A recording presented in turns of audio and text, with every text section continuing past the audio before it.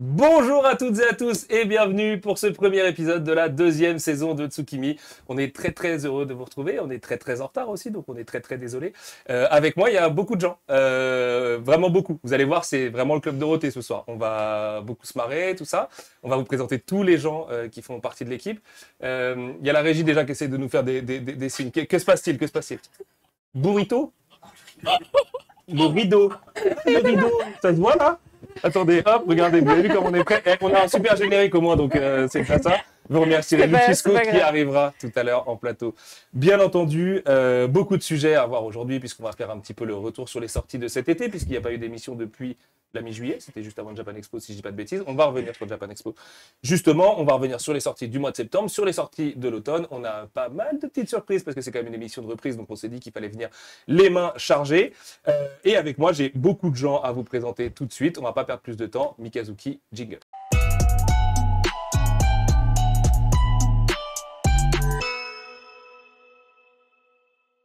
Avec moi, du coup, ce soir, je vais commencer avec l'équipe éditoriale qui est juste là. Regardez comme elles ont l'air sympas. L'idée, c'est de vous présenter, du coup, comme je vous le disais, tous les nouveaux membres de l'équipe Mangetsu. Ici, vous en avez une partie. Il y a un visage que vous connaissez déjà, qui est celui de Carole, du coup, qui travaille depuis un peu plus d'un an chez Ouais, Mangetsu. un peu plus bientôt 1 an et demi. Déjà, le temps passe vite déjà, bordel, quand on ouais. fait des mangas. À gauche, vous avez Eva. Enchantée. Coucou, Alors, Eva. salut. Bah, du coup, moi, ça fait un peu plus... Enfin, ça fait 1 an environ que je suis à Barcelone et que je travaille sur le label de comics. Et ça fait à peu près un mois que je travaille pour Mangetsu avec Carole.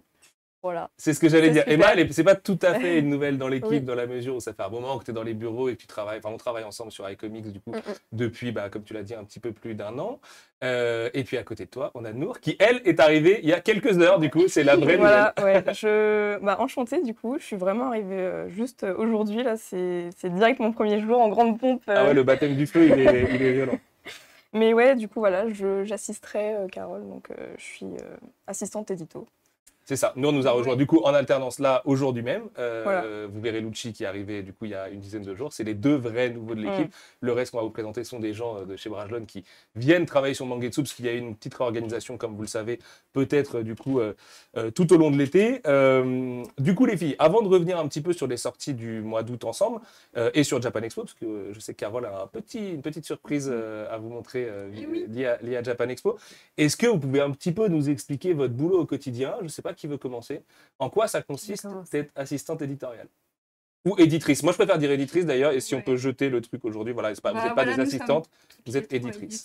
Oui, tout à fait. On peut dire ça comme ça. Ouais, voilà. Qui commence? Du coup, je pense qu'on peut définir l'éditrice comme un peu un chef d'orchestre qui dirige un peu tous les prestataires qui travaillent sur le livre. Et du coup, il y a beaucoup de relectures, de corrections, d'échanges avec les agents japonais, etc. Des plannings à faire aussi. Laquelle va dégainer la question Voilà. de planning? Beaucoup de planning, ouais. Excel est un peu notre meilleur ami. Et, bah, comme le disait Emma, ouais, voilà. C'est très joliment dit, en fait, chef d'orchestre des prestataires, parce que, comme Sullivan l'a déjà présenté à plusieurs reprises, et on a eu de beaux invités aussi dans Tsukimi, mais ouais, c'est plein de prestataires, des traducteurs, des lettreurs, des correcteurs, relecteurs, des graphistes, même les imprimeurs, enfin voilà. Des Heureusement, préparateurs et des préparatrices de ouais. copie aussi. Est-ce Ouais. que, Carole, tu veux expliquer un peu ce que c'est que la prépa de copie? Parce que j'ai souvent cette question, souvent, on fait des SO aux préparatrices de copie sur Twitter et tout ça, et les gens viennent en DM me dire qu'est-ce que c'est la préparation de copie? Ouais, c'est vrai que c'est le terme un peu technique. En fait, la préparation de copie, c'est quand... parce que le traducteur, en fait, quand il traduit son manga, il le traduit sur un fichier Word, et il va déjà numéroter son petit ouvrage papier ou numérique. Je prends un exemple, par exemple. Je sais pas, c'est là. Normalement, là, vous avez les bulles. Et donc, le traducteur, il va numéroter chaque bulle. Donc, 1, 2, 3, 4, 5 et les onomatopées. Et il reporte tout ça, en fait, sur un fichier Word. Et en fait, le boulot du correcteur ou du préparateur de copie, c'est de récupérer ce fichier Word et de faire, en fait, une adaptation de la traduction en fait sur ce fichier. Et donc ça va pas juste être corriger les fautes d'orthographe ou grammaticales. En fait, c'est vraiment s'assurer de la cohérence du texte. Ouais, que ça sonne bien. Et en fait, il va être en contact permanent avec le traducteur s'il a des questions sur peut-être des bulles qui lui posent interrogation. Peut-être que, enfin, si vous avez des choses à apporter, les filles, mais voilà, en gros, ouais, l'idée, c'était ouais. vraiment de jongler entre le livre indexé, parce que du coup, j'ai fait un peu de préparation de copie. Ok. Je sais qu'ici, c'est externalisé, Ouais. mais j'en avais fait un peu chez Pika. Et donc, ouais, du On va coup, en parler l'idée, après de Pika. ouais, t'inquiète. ça marche. Mais ouais, du coup, l'idée, c'est vraiment de jongler entre la VO indexée et le fichier Word avec tout le texte traduit. Et de voir un peu aussi ce qu'on peut améliorer par rapport à la VO et comment être fidèle à la VO, mais sans la copier totalement et en adaptant aussi. Ouais. J'ajouterais du coup là par rapport à ce que tu expliquais Carole, qu'effectivement nous les traducteurs en fait on leur envoie des copies en VO de chaque manga que vous avez vous en VF ensuite. Donc le traducteur effectivement va travailler son indexé avec des petits numéros et tout ça un peu technique.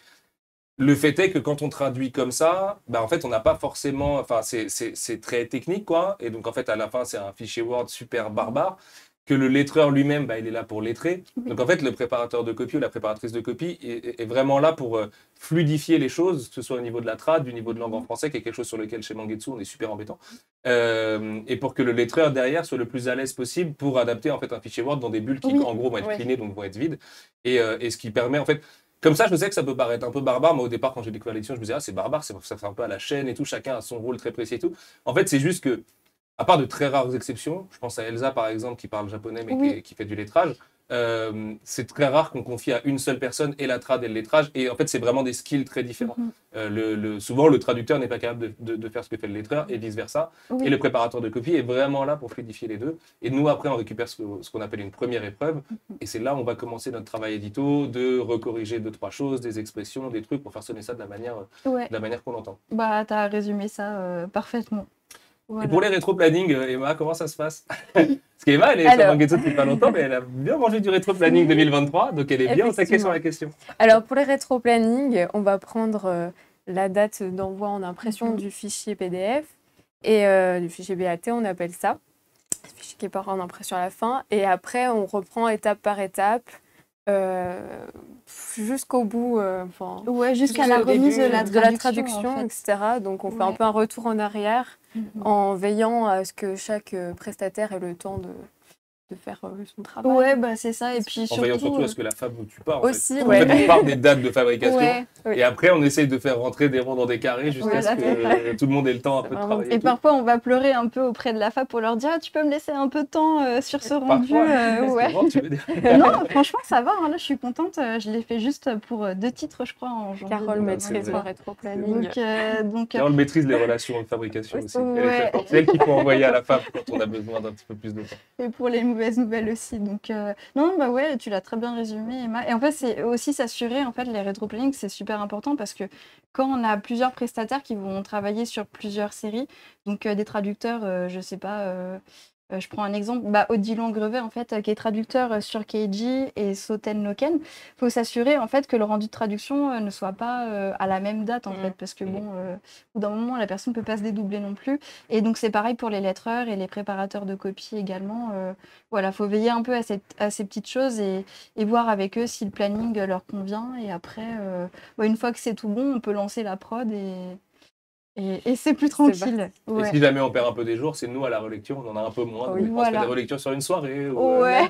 Tu reçois un fichier, ça rentre pour demain matin. Oui, mais là il est 21h quand même.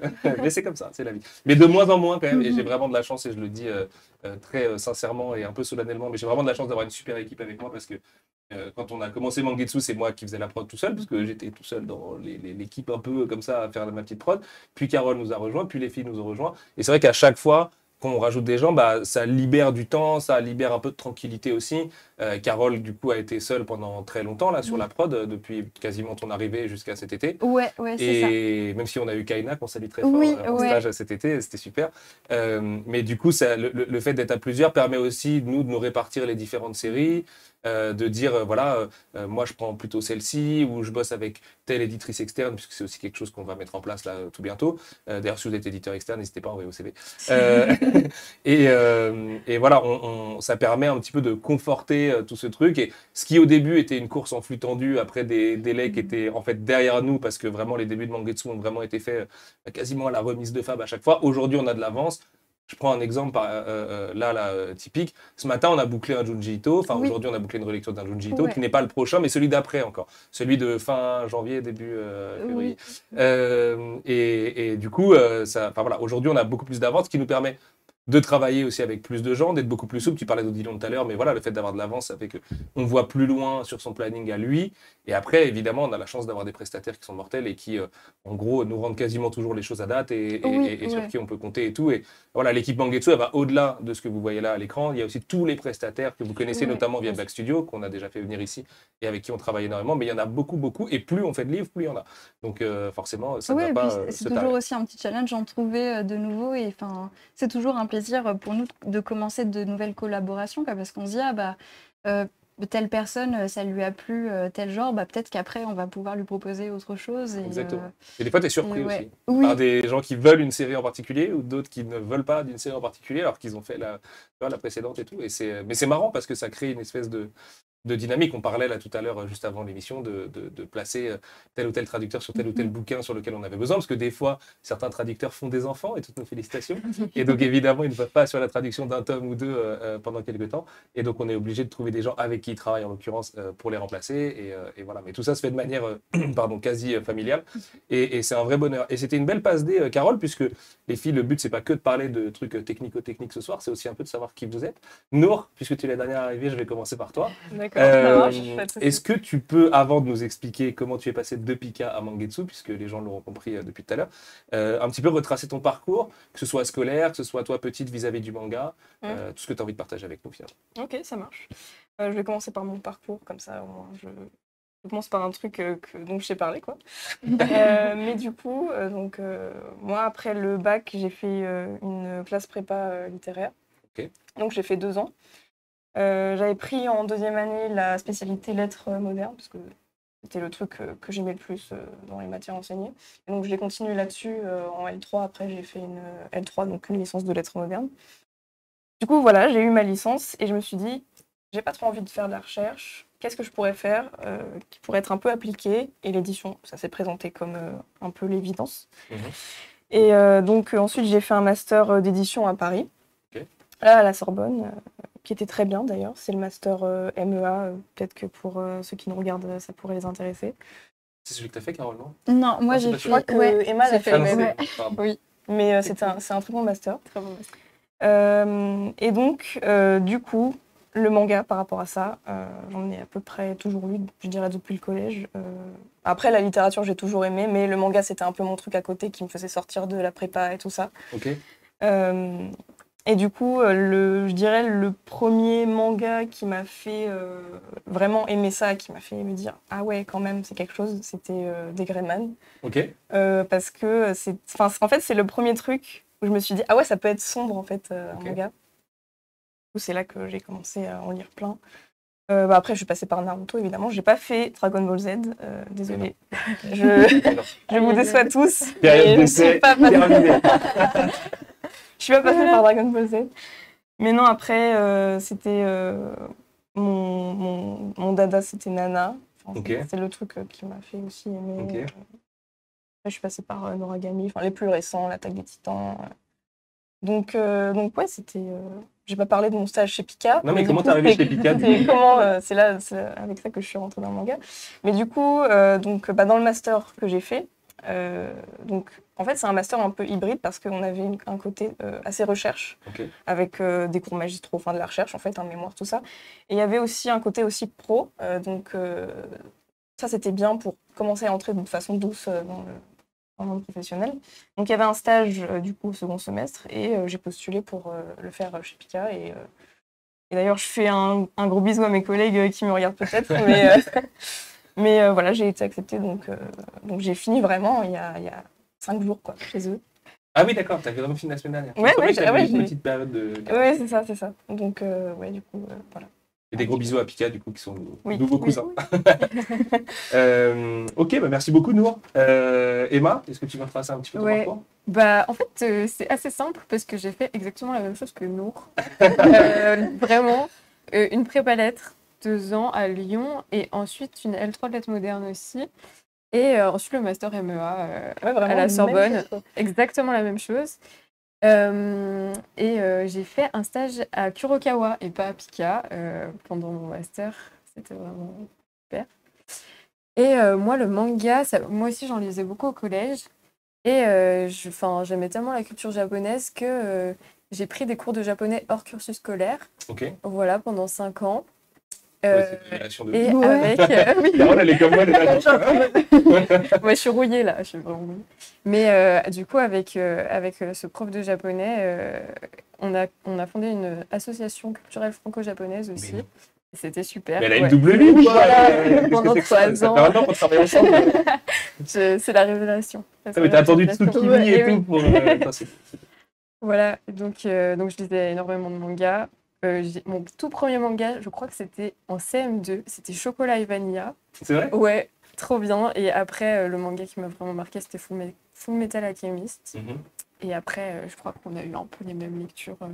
Ai Yazawa, Naruto, les grands mangas jusqu'ici. Et Kurokawa, c'était dans le cadre d'un stage aussi. Ouais, C'est c'était ça. un stage, exactement. C'était avant d'arriver chez Bram.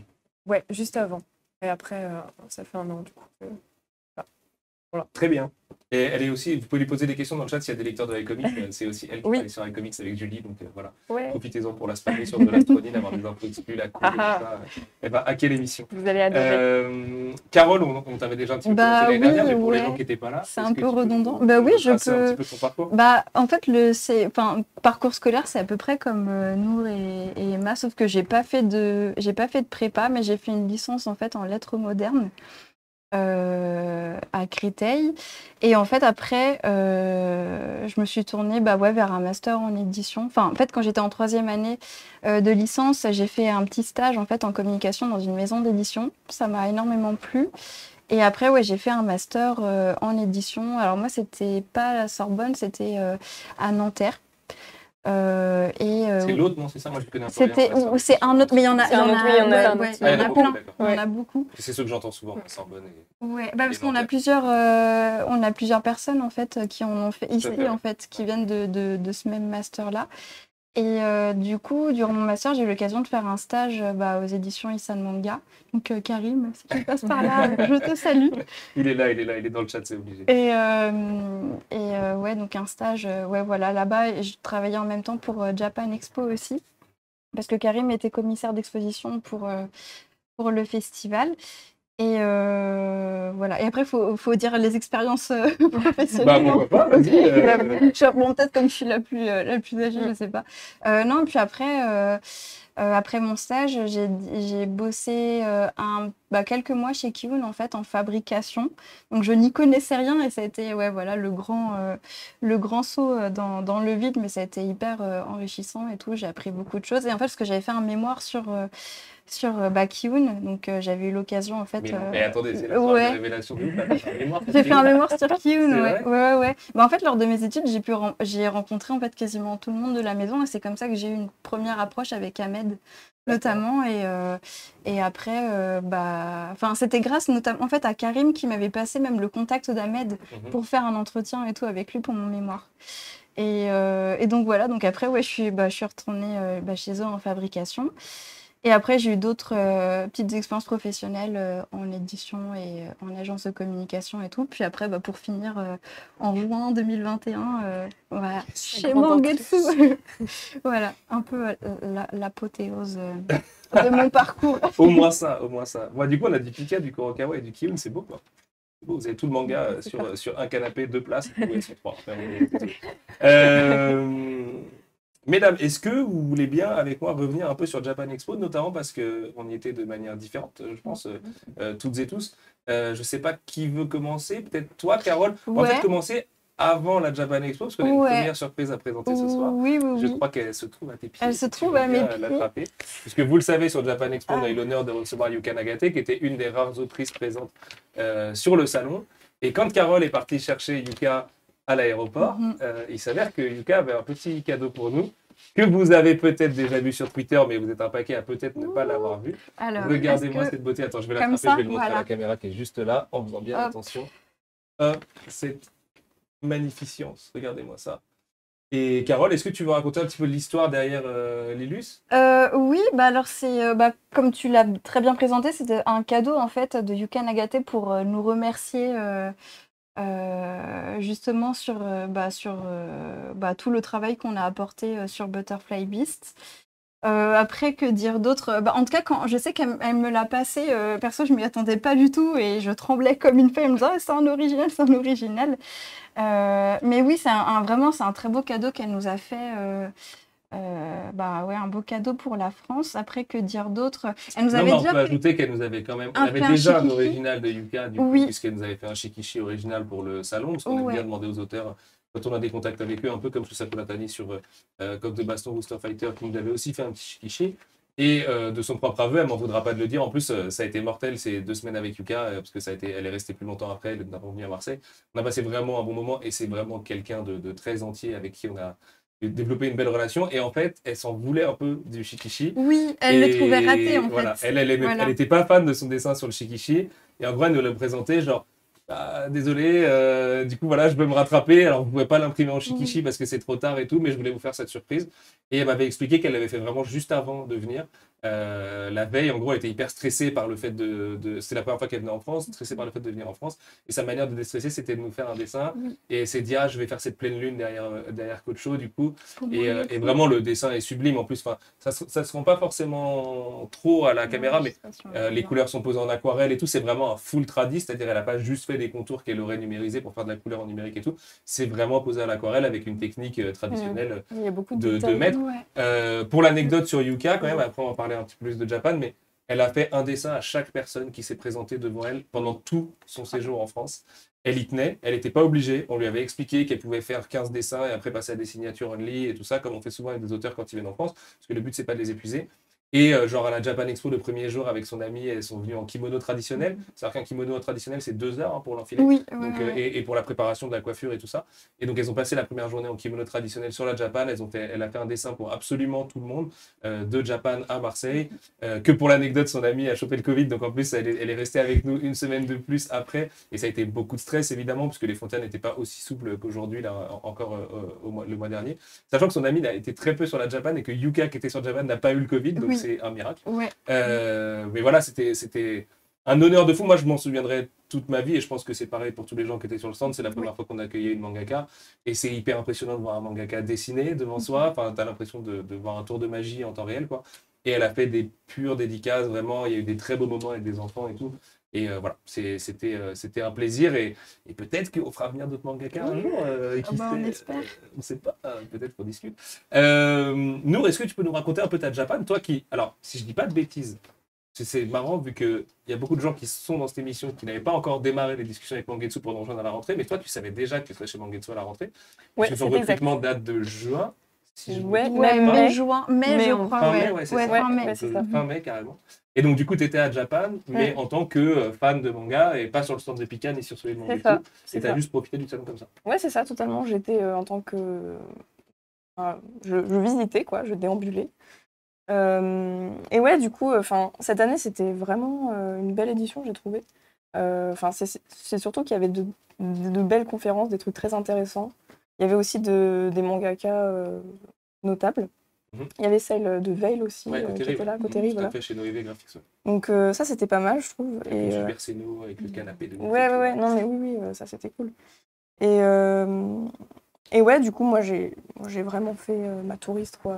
Donc, j'ai été sur des grosses conférences. Il y en avait une avec MAPPA, donc où il y avait des scénaristes de MAPPA, voilà, qui présentaient, qui parlaient un petit peu de leur travail, qui ont présenté plusieurs trailers, notamment celui de, il y a eu Chainsaw Man, il y a eu l'Attaque des Titans aussi. Donc ça, il y avait une vraie ambiance, c'était cool. Et on sentait que les gens avaient envie de revenir après grave. toutes ces années. Enfin, Grave. toutes ces années, non, ça fait combien de temps Bah, que ça a c'est- pas- Bah, C'était si, ça faisait 2019. 2 ans. Ouais, c'était 2019, la dernière édition. édition. Ouais, donc ça fait un Ouais. moment, ça fait 3 ans. Il n'y en a pas eu en 2020, il y en a On n'a pas eu il y en a 2000, en ouais. 2021. Ah ouais, ouais. Ouais. Mais c'est vrai que c'est quelque chose que j'ai ressenti aussi. Cette espèce de Et Japan, avant, c'était un peu, pas agressif, mais c'était busy, quoi. Les gens sentaient que tout le monde était un peu speed, Ouais, c'est vrai. Ouais. dans les rangées, tu sais, ça se pousse un peu, ça machin, ça truc. Là, je sais pas, je trouvais les gens vachement plus détentes, tous les jours en plus. Alors après, je suis pas beaucoup sorti du stand, enfin, je suis resté dans un périmètre très restreint, mais j'ai trouvé aussi qu'il y avait un vrai bonheur d'être de retour à Japan, de Ouais, pouvoir c'est profiter ça. tous ensemble et tout. Nous, on a eu beaucoup de gens sur le stand, mais comme Ouais. toutes les maisons d'édition, quoi. Et vraiment, les gens venaient sans a priori, sans rien et tout. Et il y avait des vraies discussions qui s'enclenchaient. Moi, j'ai vu plein de fois des lecteurs convaincre d'autres gens, du coup, qui étaient à côté, leur parler de telle ou telle série et tout. Et on avait une particularité, je vais te laisser en parler, Emma, c'est que chez Mangetsu, cette année, c'était l'équipe même de Brajlon qui tenait le stand. Du coup, donc, c'était nous, en fait, que vous voyez, donc des gens du market que vous verrez Oui. après. Emma aussi, qui était une super vendeuse. Ouais. Maëlle, des gens de la FA. Enfin voilà, on était plein, On Stéphanie, était plein. Guillaume et tout. Et tout le monde a mis la main à la pâte. Et les gens qui étaient sur le stand étaient les vrais gens de Mangetsu, du montage au démontage en passant par la vente. Et ça a créé chez nous une ambiance un peu colo qui était trop drôle. Enfin, Ouais, ambiance de ouf. c'était du sur team la Japan. building Ouais. improvisé sur un salon de manga, quoi. Ouais. Et c'était cool. C'était super. C'était vraiment intense. J'avais déjà fait la Japan Expo en tant que visiteur aussi, visiteuse, comment on dit. Mais, Ça va. mais là, c'était vraiment intense, mais en même temps, ambiance de ouf. Les gens aussi avaient envie de parler, effectivement. Du coup, c'était hyper agréable d'échanger autour des mangas. Enfin, voilà. Là, c'était cool. Ouais. C'était cool. Même nous, en J'ai tant envie d'y qu'équipe, retourner. c'est vrai qu'on est pas mal à tenter le travail. Moi, le premier, les 3 quarts de l'année. Et du coup, ça nous a permis vraiment de passer du temps ensemble aussi dans le fameux campanile. Oui, Et sa Le bande de fameux Street Fighter campanile. 2. Et SO Sorti Chef blanc. Otaku qui mange au campanile avec nous tous les soirs. On s'est bien marré. Et non, c'était vraiment. C'était 4 jours un peu de colonie en fait. Je vois pas de Ouais. meilleur terme pour en parler, quoi. Où c'était détente et tout. Moi, je sais que, et je remercie vraiment tous les lecteurs qui sont venus, le torrent d'amour qu'on s'est pris, on s'y attendait pas en fait. Enfin, vraiment, nous, en tant que Mangetsu, c'était évidemment la première. C'était un peu particulier puisqu'on s'était lancé un peu plus d'1 an avant, du coup. Donc normalement, on aurait dû faire notre première en 2021, mais comme vous le savez, la Japan a été annulée. Et donc du coup, on avait un tout petit peu de bouteille, et Junji Ito avait fait son petit bout de chemin, Aohashi aussi, avec l'anime qui était encore en cours de diffusion, enfin qui est encore en cours de diffusion. On avait Ice Guy en lancement, Ouais. avec ses animations sur le stand et tout prévu par Janice, qui était super, Ouais. avec Ah les ouais, Très bien Granitas. marché. Les Oui. Granitas, le hit de la Incroyable, Japan fameux, Expo. Écoutez, si des collègues éditeurs ont besoin de conseils, mettez juste de machine à Granitas, c'est bon. Les persos de Awashi. L'animation Ah, et Awashi l'animation avec de ses perso, 3 elle était persos. légendaire aussi. C'était Parce qu'on en incroyable. a vu des grands gaillards footballeurs en club et tout, qui étaient Oui. là genre ouais facile et tout. Et bah c'était que les enfants qui arrivaient à mettre le truc dans le C'était cerceau et génial. qui gagnaient leurs goodies. Non, vraiment, c'était un bonheur. On n'avait pas le plus grand stand de quoi. En plus, on était à côté de Crunchyroll qui avait genre Ouais. On était juste le à plus côté. grand En stand que village. j'ai vu de ma vie, mais pas San Diego, j'ai jamais vu des stands comme ça, quoi. Avec, genre, ils avaient une terrasse et tout, c'était un truc de ouf, des stands avec des séries différentes à l'intérieur et tout. Moi, j'ai vu que les photos, j'ai même pas réussi à rentrer dedans. Et comme on était bien placé, en plus, à côté de toutes ces grandes maisons, on avait Kiyun Pika, on avait Vega Il qui y était juste avait derrière nous. Vega qui était juste derrière nous. Ouais, qui a une Pika. Il y avait Meian aussi. Mais je crois Et qu'ils peut-être étaient la partie plus loin. IDP du coup, Ouais, mais c'est ouais. ça en fait, Il y c'était avait juste deux Akata stands. pas loin Oui, aussi. Akata Il qui y avait était pas Akata très aussi, loin, bah, exactement. Kana aussi, Oui, Lena. bah, Kana, il est Enfin, en là. fait, on Ouais. était un peu tous concentrés. Mais c'est vrai qu'on était tout petits à côté de Crunchyroll. Mais ça donnait le côté mignon Ouais. de Mangetsu, quoi. Il y avait cette team d'irréductibles gauloises et gaulois qui voulaient vendre ces petits mangas et tout. Et puis, non, vraiment, enfin, les gens venaient se poser sur le stand. Ça a été 4 jours très différents en plus, parce que les publics sont très différents entre le jeudi, le vendredi, le samedi et le dimanche. Et Yuka était ravi et tout. Donc, voilà, un vrai bonheur. Et pourvu que ça dure, et l'année prochaine, on y retourne, c'est sûr. Oui. Et peut-être pas avec l'équipe de Mangetsu, parce que malheureusement, vous vous doutez bien que ça laisse des traces niveau fatigue et tout. Mais on va peut-être un peu plus se conformer au format de ce que font les autres maisons d'édition. Mais en tout cas, je m'en souviendrai très très longtemps de cette première édition, parce que vraiment, c'était mortel. J'ai oublié sur Japan. Je crois pas. Non. T'as tout dit. Des bisous à tous les copains qui sont venus, Ouais. évidemment. Mais comme il y avait beaucoup de gens sur Japan, en fait, on ne peut pas tous vous citer. Mais voilà, c'était très très cool. Parce que c'est aussi l'intérêt d'un salon, c'est de revoir les gens qu'on voit qu'une fois par an, ou qu'on ne voit pas souvent, ou quoi. De rencontrer les familles des gens avec qui on travaille. Ouais.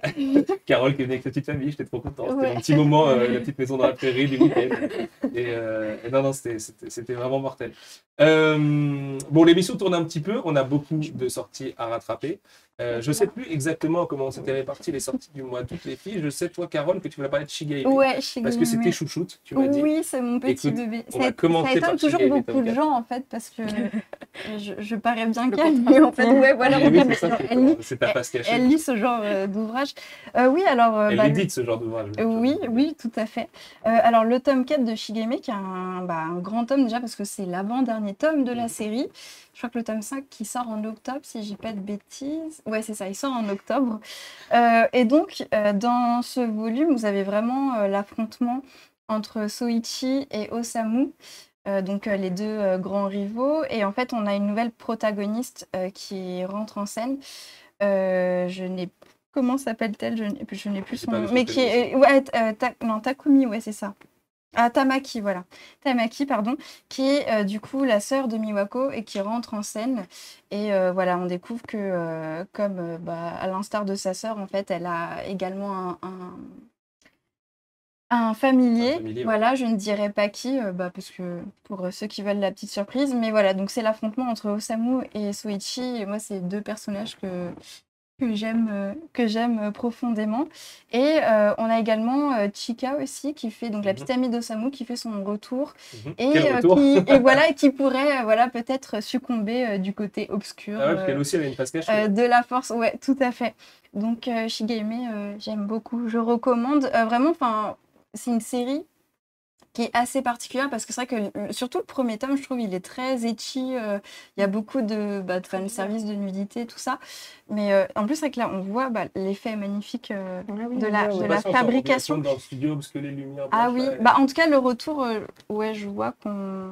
Enfin, en tout cas, ça brille. reflète bien. Ouais. Ouais, Si vous le voilà. voyez en librairie, vous allez vite le reconnaître normalement. Donc là, je passe quand même toujours un petit, un gros merci même à Abby et puis à Axel, donc de la PAO et de la Fab pour cet effet magnifique, donc qui est du pelliculage argenté.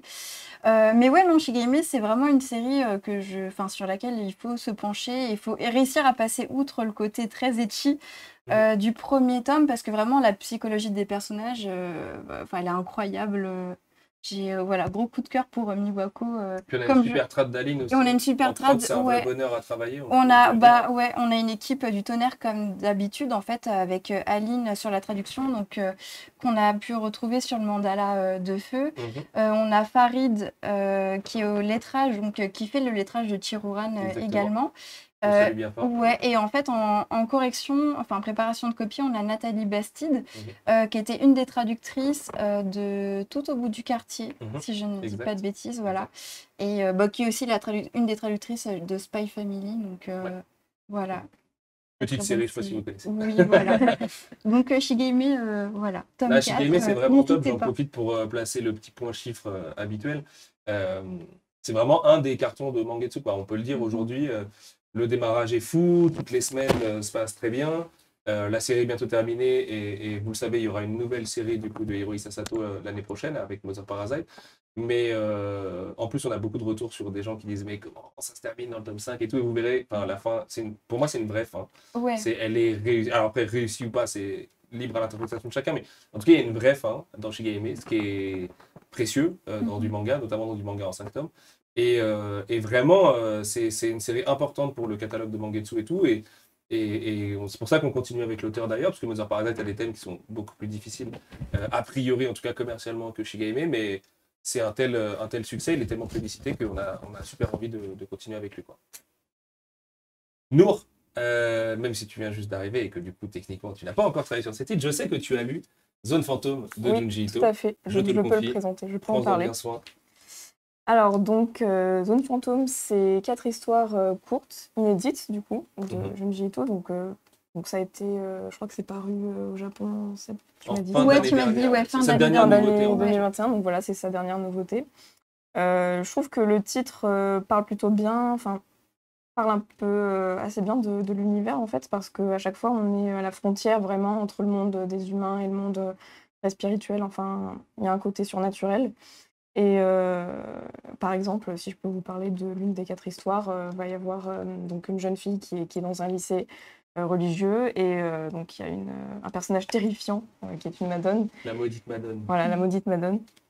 Et donc, c'est que des histoires un peu comme ça où il y a une frontière véritable qui est brouillée et où les personnages vont être confrontés à des choses. T'avais lu Sensor juste avant? Non, j'ai pas lu Non, t'as Sensor. pas lu Sensor, Non, ok. Parce que je vois, moi, une vraie relation filiale entre Sensor et Zone Fantôme, notamment parce que Junji Ito ne rajeunit pas, comme nous tous, et qu'il s'interroge de plus en plus sur le sacré. Et c'est très vrai dans Zone Fantôme, notamment avec Maudite Madone, et notamment le sacré chrétien, du Mm. coup, et le christianisme en règle générale. Et c'est assez étonnant quand on connaît le Junji Ito, le prime Junji Ito, comme disent les jeunes, qui était vraiment dans de l'horreur pure et dure et très variée et tout ça.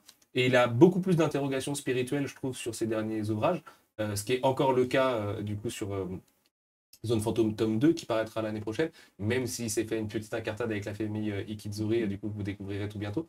Et c'est super cool de voir un auteur qui est vraiment connu pour son horreur crue et tout ça, quand bien même elle est variée, aller sur des terrains plus spirituels. Mm. Et il l'explique dans le bouquin, à la fin, dans sa préface. En fait, comme ça a été publié d'abord en numérique, il n'avait pas de limite de page, alors que quand il publie dans un journal, évidemment, les contraintes, elles sont d'abord techniques et c'est des contraintes d'impression.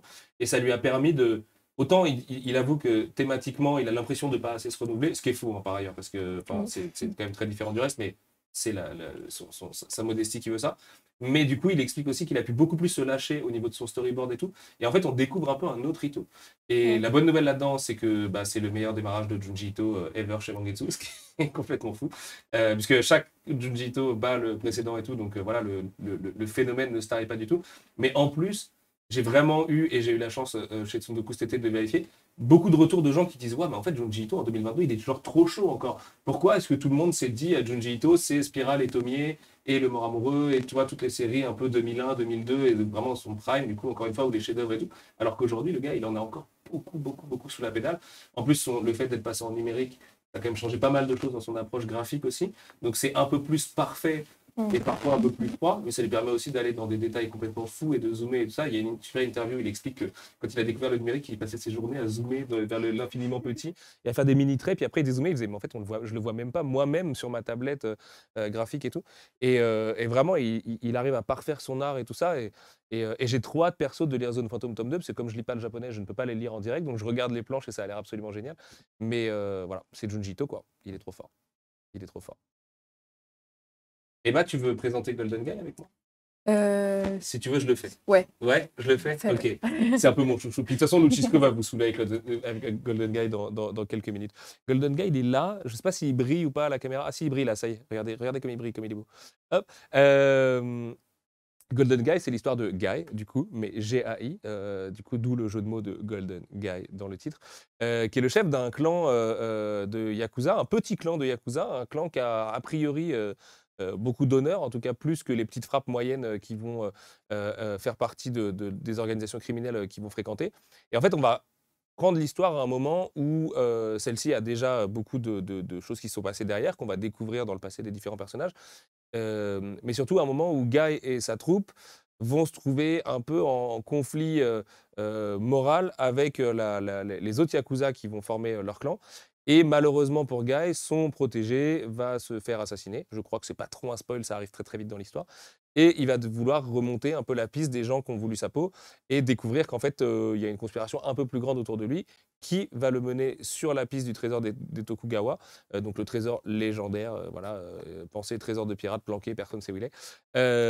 Et du coup, en même temps qu'il va pouvoir remonter la piste de ce crime qui n'a pas encore été élucidé, en tout cas pas tout de suite, il va aussi remonter la piste du trésor des Tokugawa, qui évidemment est très très intéressant pour n'importe qui, et où il s'avère que peut-être qu'ils sont assis en fait sur un trésor depuis très longtemps.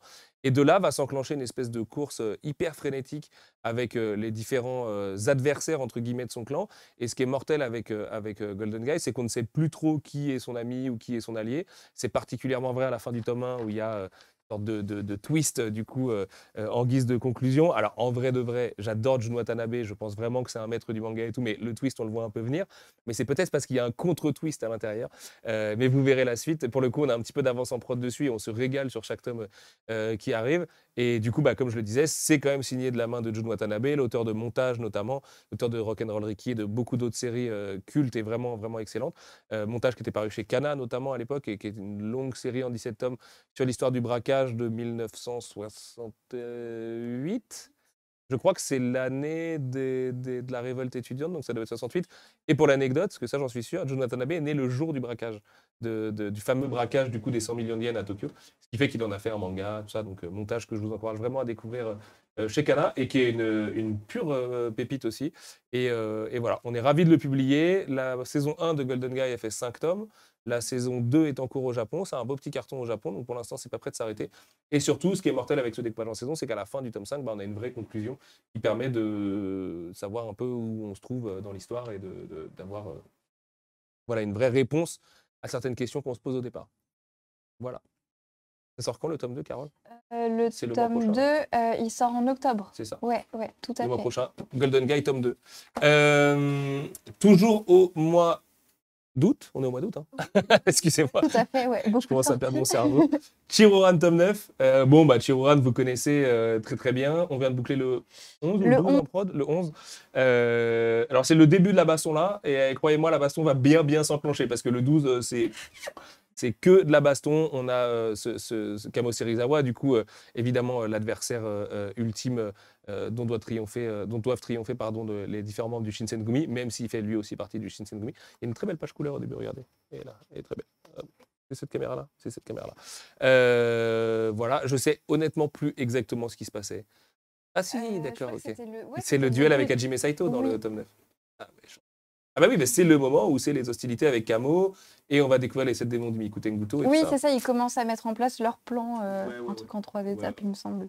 Ah oui, c'est du shonen classique, mais avec vraiment la présentation des différents mini-boss et tout ça, mais qu'est-ce que ça marche bien. Et c'est le moment où la série vraiment, à mon sens, explose vraiment en termes de qualité et tout. Il y a un rythme complètement frénétique et tout ça.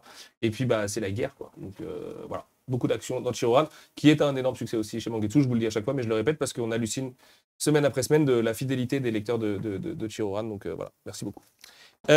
Toujours au mois d'août, on avait, je passe très rapidement dessus, Soten no Ken tome 5. Alors pour l'anecdote, j'ai bouclé le tome 6 ce matin dans le train en venant. Soten no Ken tome 5 qui a beaucoup d'action, contrairement au tome 6 d'ailleurs, qui est un vrai tome de transition, notamment vis-à-vis de Yuling, la bien-aimée de Kenshiro. Dans celui-là, ça se réglait très très fort, ça s'enfonce des points très très loin dans la peau. Âme sensible, s'abstenir. Non, en plus ça va, je pense que je me pose la question des fois, enfin on m'a posé la question en librairie, est-ce que c'est pour tout le monde Soten no Ken? En vrai, c'est difficile de dire non. Parce que c'est pas comme s'il y avait de l'ultra-violence exacerbée complètement insupportable. Pour moi, à la je trouve que c'est une porte d'entrée personnellement en fait à l'univers de Tetsuhara, et de Buronson. Ouais, c'est vrai. Et après, c'est un peu, enfin, on va dire, c'est un peu violent, mais c'est rigolo en fait. Surtout parce que la trad de, justement, je suis dessus là, avec les aïeux. La trad de Odilon est à mourir de rire et vraiment il s'amuse énormément sur Soten et voilà, c'est vraiment à découvrir. Alors là, à l'inverse, Soten et Keiji, ça fait pas du tout partie des plus gros succès de chez Mangetsu, mais vraiment, alors notamment, enfin, les deux sont très très différentes. Je conseillerais pas Soten aux mêmes personnes que Keiji. Mais je pense qu'il y en a forcément l'une des deux qui est faite pour vous. Keiji est beaucoup plus tempéré, beaucoup plus calme, beaucoup plus dans la gestion aussi des émotions des personnages et tout ça. Là où Soten, on va être dans une sorte de série B, mais qui s'assume vraiment comme tel, quoi. Où ça casse des têtes à tir larigot. Mais à la fois, il y a aussi ce contexte politique qui est charmé avec la Mandchourie, avec l'État français et tout ça. Et bon, les Français ont. Opium Squad. Exactement, qui est une très très bonne série aussi, chez Vega Dupuis. Voilà. Et n'hésitez pas à lire. Alors, quand on est français, ça fait mal parce que les Français ont vraiment le rôle des gros lâches horribles dans la série. Mais bon, voilà, on est assez chauvin tout le reste de l'année, on peut ne pas l'être à ce moment-là. Et Emma, tu vas pas t'en sortir comme ça quand même avant de partir. Tu vas nous présenter quelque chose avec notre bijou, notre bébé, sans mauvais jeu de mots. Les Enfants d'Hippocrate, tome 3, et cette très belle couverture, je tiens à le dire. Est-ce qu'on le voit? On le voit. Et moi, c'est un de mes chouchous, une de mes séries chouchous, les Enfants d'Hippocrate. Et du coup, dans ce tome, on va voir apparaître un nouveau personnage qu'on voyait à la fin du tome 2, mais voilà, qui est le frère de Mako et qui va arriver dans le même hôpital que lui. Et donc, il va y avoir une confrontation entre les deux frères, entre leur façon de voir leur métier, en fait, parce que le frère de Mako est quelqu'un de très froid, tandis que Mako est, lui, très, très empathique. Parfois peut-être un peu trop. Peut-être un peu trop. C'est à l'appréciation du lecteur aussi. Et on retrouve du coup le personnage de Tomorin aussi qu'on avait dans le tome 2. Voilà. La fameuse petite youtubeuse qui fait du piano. et qui est le Exactement. fil rouge des enfants d'Hippocrate et qui est vraiment un personnage hyper touchant, quoi. Toujours aussi touchant. La série. Et le tome 4, du coup, c'est le mois prochain, Carole. Et Parce le qu'on tome enchaîne 4, avec les enfants. ouais, parce que nous, on c'est vient de en finir le tome octobre. 5, là, on prend, Oui, c'est ça, tout la à semaine fait. dernière. Ouais. Ouais, qui est un tome magnifique aussi. Oh oui. Mais oui, je trouve, c'est vrai que c'est une série qu'on aime tous chez Mangetsu. Et Ah, c'est la c'est- série chouchou de la boîte, je pense. Il Ouais, n'y a ouais, pas ouais. trop de secret. Hein, C'est vraiment un petit bijou. Et justement, en fait, plus les tomes avancent et plus les relations entre les personnages se dévoilent et se renforcent. Et en fait, on peut être que touché, je trouve. Après, Toshi Higashimoto, c'est vraiment un très grand auteur, quoi. Donc, Le bateau de Thésée, chez Vega oui. aussi. ouais, voilà, qui est une pure série qu'on conseille fortement. C'est clair. Mais tu fais bien de le dire que c'est un peu la série préférée de tout le monde en interne, parce qu'en fait, en interne, on lit les bouquins, parce qu'on les publie, donc autant les lire. Et je pense que c'est quelque chose qui manque aux enfants aujourd'hui, en termes de vente, et aussi d'arguments un peu pour aller trouver des nouveaux lecteurs. Alors, personnellement, je suis persuadé que les couvertures jouent beaucoup dans les lancements de séries. Malheureusement, la couve du tome 1, c'est peut-être la moins sexy du reste. Alors, enfin, sexy, on se comprend. Dans le sens où celle-ci, avec sa couleur et son pantone rose magnifique, elle est là. Hop. En fait, elle fait super envie. Et limite, en guise de tome 1, peut-être que la série aurait eu un autre destin aujourd'hui.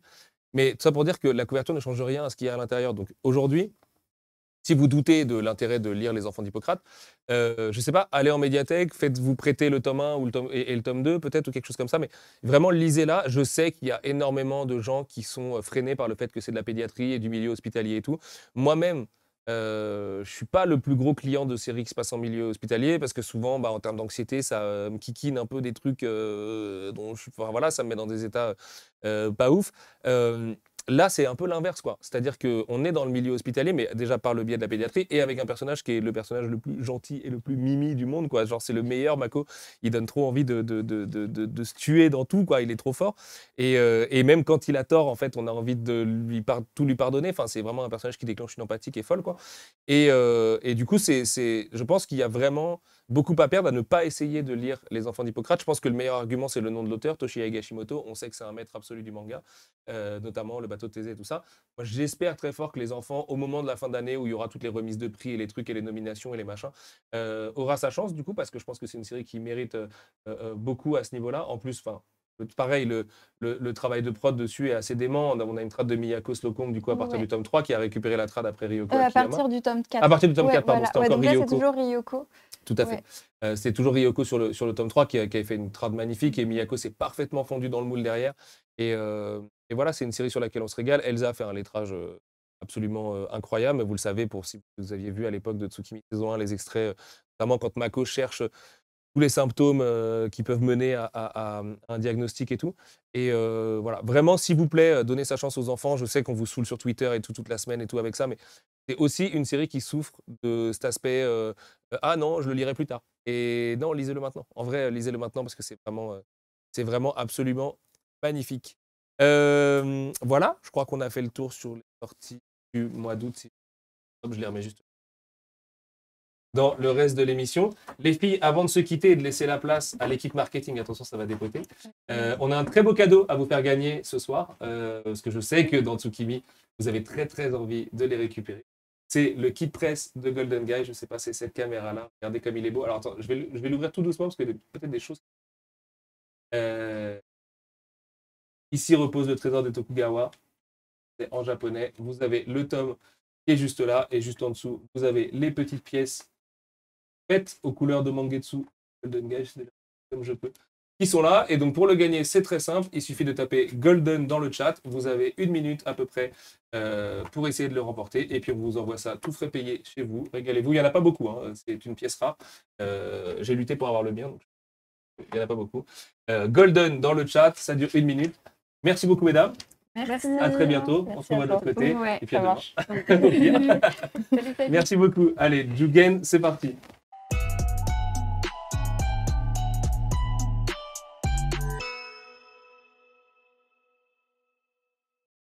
Alors, c'est le moment où tout le monde va arriver à l'écran. Autant que faire se peut, il y a un bal de micro qui est en train de s'organiser autour de moi.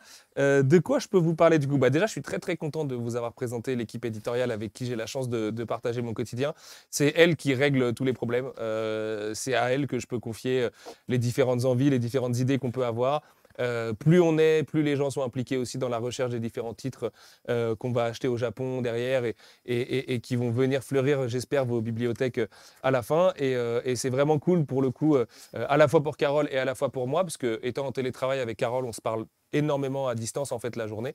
On a tous les logiciels de discussion et donc voilà, on se parle sur Teams, sur Discord, sur WhatsApp, par SMS et tout ce que vous voulez, Messenger et tout ça. Et du coup, le fait d'avoir accueilli Emma cet été et Nour là juste maintenant va apporter beaucoup de diversité à l'équipe. Et j'ai vraiment hâte qu'on puisse vous montrer le travail de tout le monde. Maintenant, je vais vous présenter l'équipe marketing. Ils sont là, ils sont beaux, ils sont frais, ils ont très très hâte de venir à l'écran. Venez par ici les amis. Amine qui arrive en premier. Camille, la meilleure community manager du monde, qui arrive en second. Et Louis qui arrive en troisième. Bienvenue. Merci. Ça a été? Merci. C'était Ouais. pas écoute, évident. ouais. On vous a écouté un peu, on a rigolé un peu, Ouais. c'était sympa. Vous avez regardé sur le téléphone ou... Même pas. Non, on Ouais. a écouté. On a profité du live. Ouais, c'est ça. Vous avez raison. Par qui je commence? Amine, on va commencer par toi. On va garder allons-y, hein. l'ordre du canapé. Ok. Amine, tu es un petit peu comme Emma, ça fait un peu Ouais, plus ça longtemps fait- que... Ça va bientôt faire un an. C'est ça fait bientôt un an déjà. Ouais, en janvier, ça va faire un an. Les cheveux vont pas repousser avec tout ça. Amine, est-ce que tu peux un peu nous présenter du coup ton rôle au sein des éditions Mangetsu? Des éditions Mangetsu, j'ai l'impression qu'on est une corporation. Bientôt. Ouais, moi, en fait, j'étais surtout le directeur commercial avant, sur tout ce qui était la mise des prix, l'accompagnement sur le plan marketing, notamment au niveau de benchmark, la présentation au niveau des diffuseurs, qui pouvaient dépendre nos titres au niveau des libraires. J'aidais aussi pour les partenariats pour faire des pubs dans des magazines. J'aidais aussi sur les réseaux sociaux. J'aidais l'ancien community manager à faire des posts nécessaires avec des visuels, aussi des Japro pour les Japonais, pour qu'ils nous disent OK pour ce visuel. Ouais. Énormément. Il y avait aussi des jeux concours, certains partenariats comme le dernier qu'on avait fait avec Crunchyroll pour la sortie d'Anime de Oashi. Et ce genre de choses. Les prix aussi, parfois j'aidais le directeur à les fixer. Et voilà. Le directeur Raoul, qu'on salue bien fort par ailleurs, s'il nous regarde. Merci. Avec qui vous travaillez du coup tous les trois, sans gâcher trop de secrets. Camille, ça va? Ouais. Attendez, parce qu'il faut que je vous raconte un truc sur Camille qui est trop marrant. En fait, donc Camille, c'est la community manager de Mangetsu depuis très peu de temps, mais tu es CM chez Brajlon depuis un peu plus longtemps que ça, et ça fait un petit moment que tu es dans la boîte. Et en fait, la sœur de Camille, du coup, mais je ne crois toujours pas que c'était sa sœur, parce qu'elles ont beau avoir le même nom de famille. Le jour où je l'ai appris, j'étais tout blanc, je pense. J'étais là genre, mais non, vous êtes sœurs, quoi. Alors que ça C'est fait... plus probable qu'on ait le même nom de famille, mais alors aucun lien de parenté. Mais quoi. aujourd'hui encore, hein. Trop drôle. J'y crois toujours pas. Je pense toujours que c'est une caméra cachée et qu'en fait, c'était pas vraiment ta sœur. Mais du coup, Solange était la responsable commerciale de Mangetsu quand on a lancé le label. C'est grâce à elle qu'il y a la collection Mangetsu Tetsuhara, notamment. C'était son idée. Donc, il faut rendre à Solange ce qui appartient à Solange. Elle est partie vers d'autres cieux ensuite. Mais elle nous a laissé sa petite sœur, du coup, Camille, qui nous a rejoint, du coup, il y a 2 ans, à peu Il y près. a 3 ans. 3 ans. Ouais, Oh là déjà là. 3 ans. J'ai du mal à y croire. Et qui donc, du coup, se retrouve community manager de Mangetsu depuis quelques jours, depuis le début du mois de septembre, finalement. Et donc, qu'est-ce que tu fais, Camille, pour Mangetsu? À part ouvrir bientôt un TikTok? C'est ça.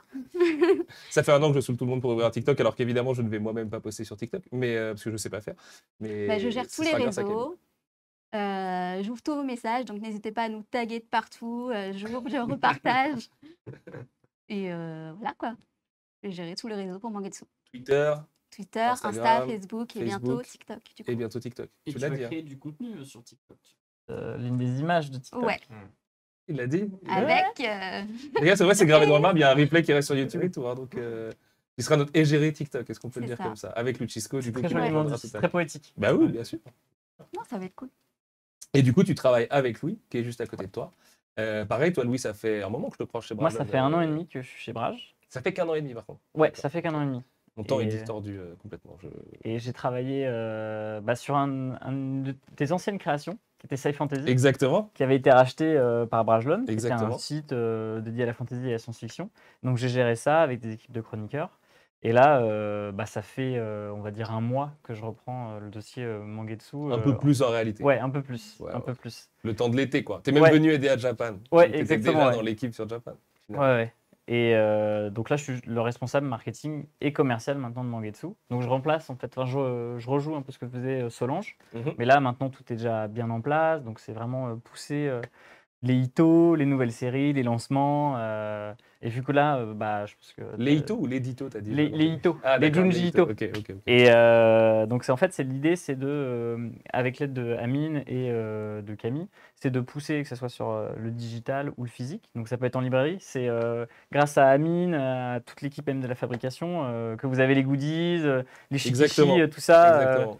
Et on discute en fait avec tous ces services-là. En fait, le service commercial et marketing, c'est vraiment l'huile dans le moteur qui est ultra puissant et on pousse quoi. Et aujourd'hui, on s'est fait une belle réunion d'ailleurs, on peut le dire, Ouais. sur le premier semestre 2023. Ça, c'est Ouais. 2023 l'année prochaine, Ouais. aidez-moi parce que le temps, moi, j'y suis plus du tout là. Et sur la fin d'année, du coup, 2022, il y a de très très belles choses qui arrivent en market, en partenariat et tout ça, notamment des Deep Street. Ah, Il y le aura Deep des- Street Day, ça, Ouais, on le- vous en le- parlera. le On vous en Deep Street parlera. Day. Regardez comment il tease, Le il Deep est Street pire que Day, Il est pire que ça moi. va être génial. J'ai l'impression que plus on est structuré, moins je tease finalement. Donc maintenant, je laisse ces gens le faire à ma place. Mais ça va être chambé le Deep Street Day. Voilà. Si vous êtes chaud en basket, retenez la date parce qu'il y a quelques dunks à mettre. On va parler manga un petit peu, tous les trois. Cool. On va reprendre avec toi, Louis, du coup. Ouais. Est-ce que tu peux m'expliquer un petit peu ta relation au manga, du coup, ta relation passée, Ouais. présente et future, peut-être? Là, tu du fais coup bien de dire passé parce que en fait au début j'étais fan de manga genre au lycée, genre hardcore. Moi je me suis jamais remis de la mort de Ace dans One Piece, tu vois. Et donc j'ai découvert un peu des trucs, tu sais, de la Corée, Attends, de ça veut la dire que t'as Chine. quand même lu 50 tomes de One Piece et tout? Ouais, j'étais chaud. Ah ouais, J'étais c'est vrai? chaud. Je Et m'étais t'es à chaud, jour je m'étais aujourd'hui chaud. sur la série et tout ou- Non, je me suis arrêté au moment où Kaido est arrivé, tu vois. C'est pas banal. C'est pas banal. Bah en fait je me suis dit, oh, là je vais arrêter.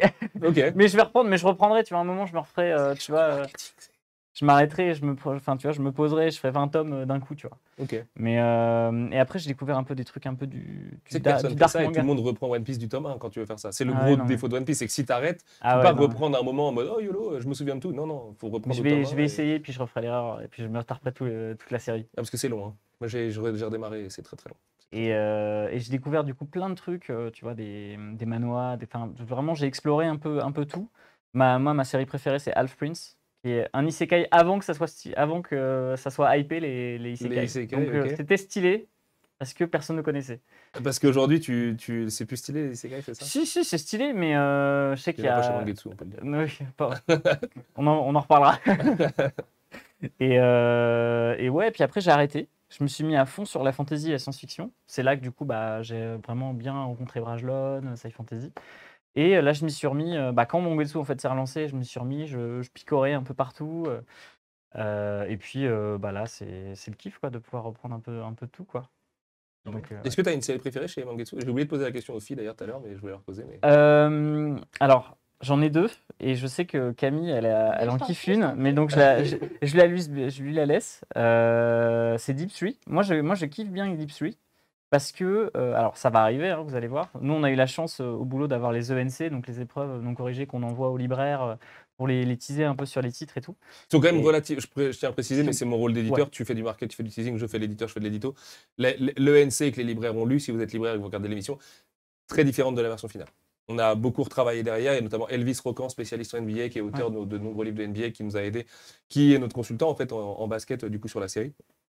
Énormément de terminologie et tout ça peut changer. Beaucoup de retapes aussi, je me souviens. Ok. Je l'avais fait d'ailleurs en allant à Japan Expo, qu'on sort les tomes 1 et 2 du coup mi-octobre. Enfin le 20 octobre je crois, pour la reprise de la NBA, c'est ça. Et les tomes ont pas mal changé depuis les ENC. Ouais. En mieux, j'espère. Mais voilà, je tiens à le préciser quand même. Puis en fait, moi, ce que j'aime beaucoup dans le manga, c'est le dessin. C'est vraiment la précision, le mouvement et tout. Et tu vois, c'est à l'image de ce qu'on avait pu faire sur All Free. Mhm. C'est incroyable. Là, les deux pour- séries partagent effectivement cet Ouais. amour du mouvement à tout prix et ce découpage séquentiel hyper précis et tout Non, ça. puis et- tu vois, tu as des planches Deep Tree, tu as l'impression d'entendre le dunk taper, quoi. Et Carrément. moi, c'est ça qui me fait kiffer. Très bien. Camille.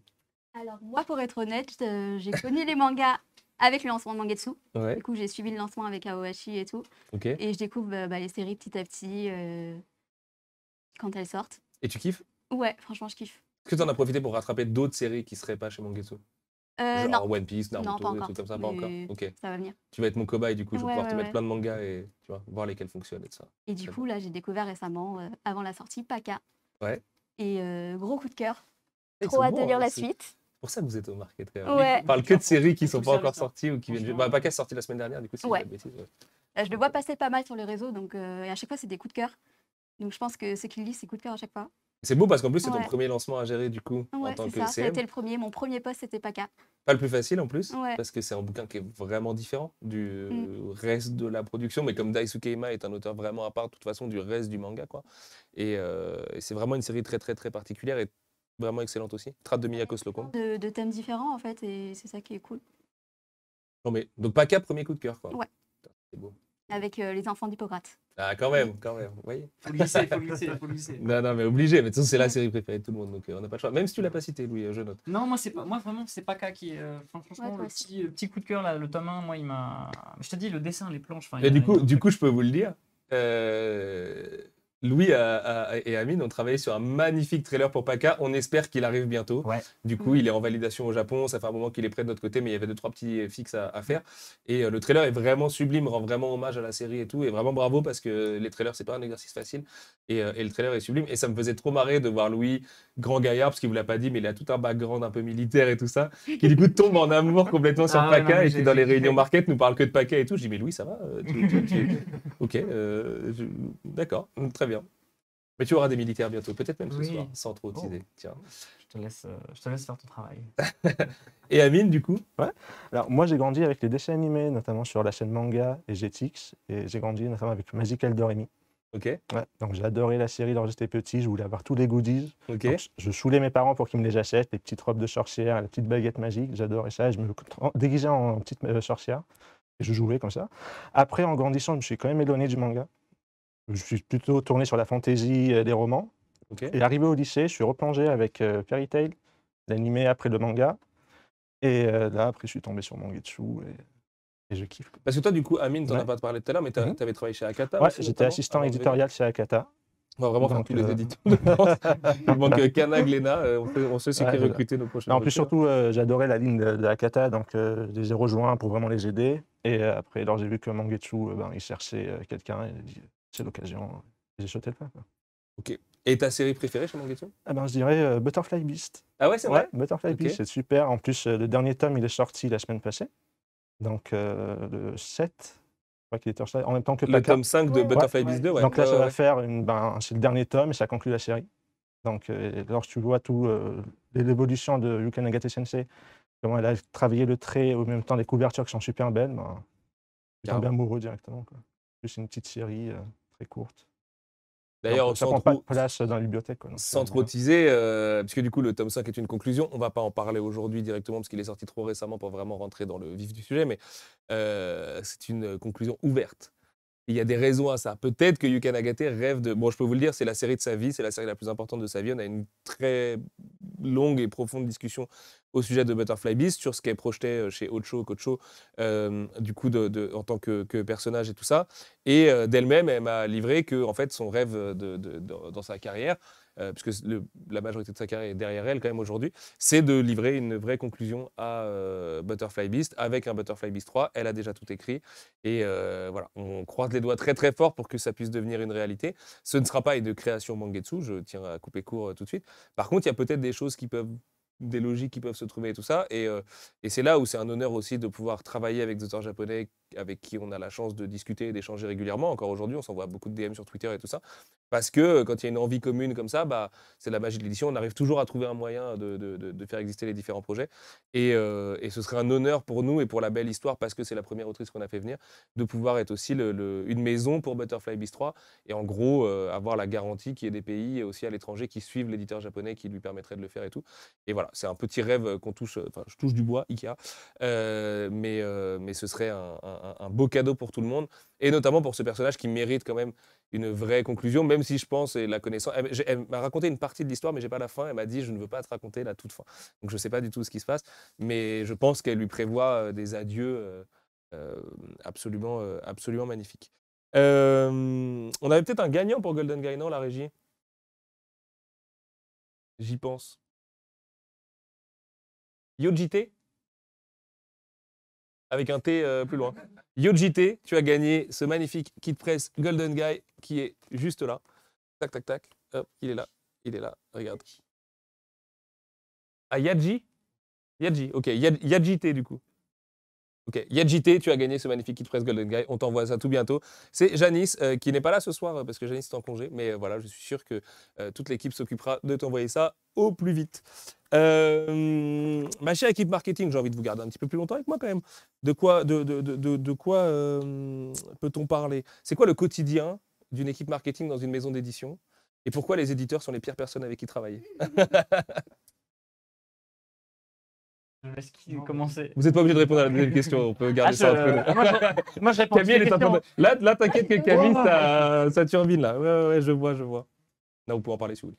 Bah, le quotidien, c'est se dire, en fait, le plus dur, en fait, c'est surtout là, avec la production maintenant de Mangetsu, où on a vraiment commencé à avoir beaucoup de titres, et je pense que toutes les maisons d'édition, c'est comme ça. C'est se dire, bah, où est-ce qu'on doit mettre la prio, quel titre on doit pousser. Et alors là, heureusement, tu vois, on est encore une maison assez jeune, donc là, on va sortir une grosse nouveauté par mois, en mettant à part un peu les Junji Ito, parce que c'est quand même un des lancements qui sont très particuliers. Tout à fait, ouais. Là, c'est plus se dire, bah, ok, qu'est-ce qu'on fait, comment on le construit. Ça va passer par Camille qui va travailler sur les visuels, prendre en photo, essayer de trouver des partenariats avec des influenceurs. Pareil avec la presse, tu vois.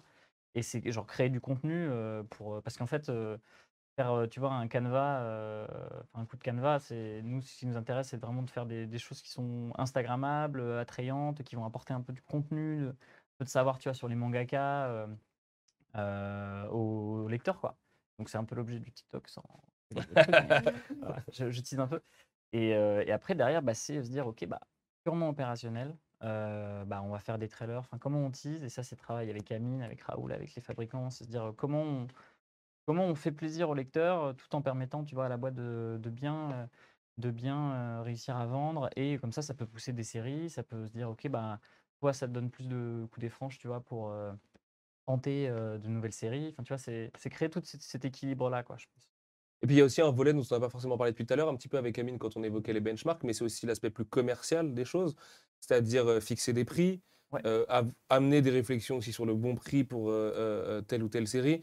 C'est effectivement, forcément, parce qu'on fait une activité commerciale, gérer la rentabilité de tel ou tel titre, surtout dans un contexte hyper difficile comme le nôtre, qui est un contexte où les prix augmentent en termes de matières premières, en tout cas de 10 à 15%, quasiment une fois par mois. Et du coup, de regarder aussi, forcément, de faire un petit peu de veille aussi de ce qui a été fait avant, de ce que nous, on a fait, de ce qu'on peut faire. Et l'avantage qu'on a dans une maison comme Brajlon, c'est quand même que la partie BD, c'est une toute petite partie de l'activité de la maison. Et que vous avez aussi une expérience, notamment, du coup, Camille et Louis, sur les romans, du coup, la fantasy, la SF et tout ça, qui, mine de rien, sont super différents dans l'approche, mais qui nous permettent de piocher des idées à droite et à gauche et de pouvoir les réutiliser ensuite sur le manga. Et pareil pour l'approche commerciale aussi. Un bon service commercial, c'est mon sens, c'est comme ça que je le vois en tant qu'auditeur, c'est un service qui te permet de ne pas enterrer une série trop tôt et de comprendre que il y a une raison pour laquelle on l'a publié aussi au départ et d'essayer de lui redonner sa chance tant que les chances se présentent. Donc c'est quand un tome 1 n'a pas forcément super bien marché, d'essayer de trouver aussi des logiques pour les tomes 2 et les tomes 3, dégainer le bon coffret au bon moment, gérer aussi forcément les stocks et le fait que des bouquins soient sold out et tout ça, et donc la différente répartition des différents titres. Comme j'aime bien apprendre des choses aux gens dans les émissions de Tsukimi, est-ce que vous pouvez me parler un petit peu, par exemple, de la mise en place et de la différence entre un tirage et une mise en place? Je pense que c'est quelque chose qui peut intéresser les lecteurs et qui est assez méconnu aujourd'hui. Non, je te laisse l'honneur, vas-y. Alors en fait, comment expliquer ça? Imaginons, on est en janvier. Nous, on va aller voir les diffuseurs, on va leur proposer un titre. On va leur dire, mais ça va proposer un titre qui va être dans 3 à 4 mois. En fait, ça leur laisse le temps d'aller envoyer leurs représentants en librairie pour dire à des libraires, OK, tu me prends ça, je suis vraiment convaincu par le plot, tout ça. Donc ça, nous, en fait, on fixe un objectif. Juste un petit aparté, du coup, le diffuseur, c'est l'équipe de commerciaux qui vont sur les routes en France, en Belgique, en Suisse, au Luxembourg, même au Québec et tout ça, effectivement par le biais de commerciaux, donc de gens que nous, on va rencontrer à Paris tous les 3-4 mois, comme tu disais, à chaque cycle, pour leur présenter les différentes nouveautés de chaque cycle. Donc ils vont venir là, par exemple, le dernier cycle, ça devait être... celui qu'on a présenté là, c'est le janvier, on a un mars. séminaire là, fin septembre, pour janvier, février, mars. Très beau cycle. Pareil, ouais. Disons-le, très très beau cycle. C'est, Il va se passer des belles choses ouais. En janvier, février, mars. Tandis que la distribution, qui est un terme que vous devez entendre du coup très souvent, j'imagine, c'est la partie beaucoup plus logistique de livrer les cartons de livres, en gros. Quand c'est des nouveautés, c'est facile. Le libraire dit je veux 40 Shigehime Tomcat, on lui met 40 Shigehime Tomcat. Ça part d'un stock qui est soit à Lyon, soit du côté de Nantes, soit du côté de Paris. Et pardon, c'est dispatché en librairie. Mais ensuite, après aussi pour le réassort, une fois qu'il a vendu ses 40 exemplaires et qu'il dit bon, du coup, j'en veux que 10 parce que je ne suis pas sûr de pouvoir en vendre encore beaucoup trop. Ça, c'est la distribution. La diffusion, c'est la partie beaucoup plus commerciale. Nous, on parle surtout aux diffuseurs, du coup, en tant que maison d'édition, beaucoup moins aux distributeurs. Quand tu parles de distributeur, c'est souvent parce qu'il y a des problèmes logistiques qui se posent. Voilà, excuse-moi, Louis. Énormément de distributeurs, parce que justement, ça sera le bout de chaîne. Ça, on va y revenir juste après. Mais grosso modo, nous, on voit la diffusion, donc on voit les représentants, les commerciaux, grosso modo, en librairie. Et on leur dit, bah, nous, on croit en ce manga. Imaginons, on veut en placer 6000 exemplaires. On se dit, on y croit, c'est un premier tome, il faut que ça soit présent en librairie. Donc eux, ils vont aller dans les Cultura ou même dans les librairies, donc ce qu'on appelle de premier niveau. Donc c'est celle de quartier, tout bêtement. Et, Les libraires indépendants. ouais, ou les libraires indépendants, ouais, plutôt. Et, parce que maintenant, il y a de gros indépendants. Et ça, c'est notre objectif commercial. Sachant que du coup, si on veut en placer 6000 exemplaires en librairie, eh ben, il faut qu'on tire plus. Parce qu'on se dit, si c'est un succès énorme, eh ben, il faut qu'on ait, ce que tu disais, du réassort. Et donc là, c'est le distributeur qui arrive. Donc c'est dans un second temps, en fait, on tape dans le stock. Bêtement. On tape dans le stock. Et donc, c'est pour ça que nous, on est assez contents. On a quasiment été jamais en rupture sur un titre. Et mais des fois, c'était chaud. Les lecteurs de Ito vont te regarder avec des gros yeux, non, je pense, mais c'est parce qu'on s'est fait vraiment déborder, les gars, sur Junji Ito. Sinon, on essaye vraiment de bien gérer quand même. Mais du coup, c'est le côté... bah là, maintenant, on doit anticiper, surtout encore plus avec le papier, tout ça. Et c'est soit faire des gros tirages, calibrer finement. Et on n'a pas du tout la même logique quand on place ce qu'on appelle placer, c'est dire la quantité qu'on va mettre en librairie. Dans toutes les librairies, Ouais. vous faites une addition en fait, de tous les commerciaux C'est ça. qui vont sur le terrain. Nous, on sait qu'on en veut 6000, il faut que les commerciaux arrivent à atteindre 6000. Ouais. C'est à peu près ça. Bon, après, il y a des objectifs différents entre la maison et l'objectif de la diffusion. Ça- Et souvent, on se fait des pré-prog, du coup, Ouais. avant les cycles, C'est où ça. on se met La d'accord sur un réunion objectif commun. qui précède la réunion, quoi. Voilà, c'est ça, c'est le teaser du teaser. Et le truc, c'est que du coup, bah, par exemple, un tome 10 n'est pas travaillé du tout de la même manière qu'un tome 1. Évidemment. Et nous, notre travail au marketing, c'est toutes les idées, même avec l'édito, avec la fabrication. Bah, l'une des forces de Mangetsu, c'est la fabrication, et c'est ce que nous disent souvent les diffuseurs. C'est ça qui les intéresse, parce qu'on fait un vrai travail sur les jaquettes. Par exemple, tu prends les Junji Ito, voilà, ça parle tout seul, enfin ça parle d'elle-même. Et bah, ça pousse un titre.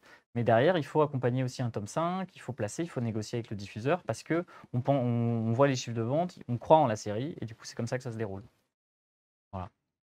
Ça, c'est la chaîne amont, aval. C'est carré, carré. c'est du Louis, hein, c'est du Louis dans le texte, et je pense que vous avez tout compris là. Ah là là. Non, ça me paraît très clair. Tac. Je regarde mes petites questions. En fait, j'ai envie de vous garder pour parler de PACA après. Du coup, vous m'avez trop donné envie de vous garder pour parler de PACA, mais il va falloir qu'on fasse rentrer Luchisco aussi. Juste avant Camille, en tant que community manager, car c'est toi qui vas gérer les gens qui les auront pas reçus dans 2 semaines. Ça arrive. Hein. Est-ce que tu veux bien me faire gagner ce magnifique Zone Fantôme, s'il te plaît? Et le code, c'est Junji. Il y a 1 minute. Ouais, c'est ça. Les gens ont 1 minute pour faire gagner, Je regarde pour où gagner Zone Fantôme.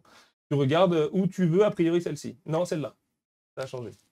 Donc c'est parti, vous avez 1 minute pour gagner Zone Fantôme tome 1 avec le code Junji sur les commentaires. Vous tapez Junji à mort dans les commentaires et dans 1 minute, on choisit un gagnant pour Zone Fantôme. Et si vous êtes gentil, Camille pourra vous les dédicacer. Parce que je sais pas si tu sais, mais la tradition ici, c'est qu'on dédicace les tomes qu'on fait gagner. Ah ouais? Ouais. Maglan, vous avez fait un magnifique papillon dans Butterfly Beast. C'est le tome le plus collector de France, je pense. Merci beaucoup, l'équipe marketing. Bah, merci. Merci à toi. Vous revenez quand vous voulez, Avec surtout. plaisir. Prenez soin de vous et puis demain matin. Cool, ouais. De bonne heure, de bonne humeur. Allez Surtout manger. pour toi. Allez vous sustenter. Je sais que vous mourrez de faim Super. parce que si moi je meurs de faim à ce moment-là, vous aussi, je pense. Merci Bonne beaucoup. soirée. Merci, bientôt. Julie. Allez, nous on enchaîne. Salut tout le monde. Angetsu, Salut. jingle.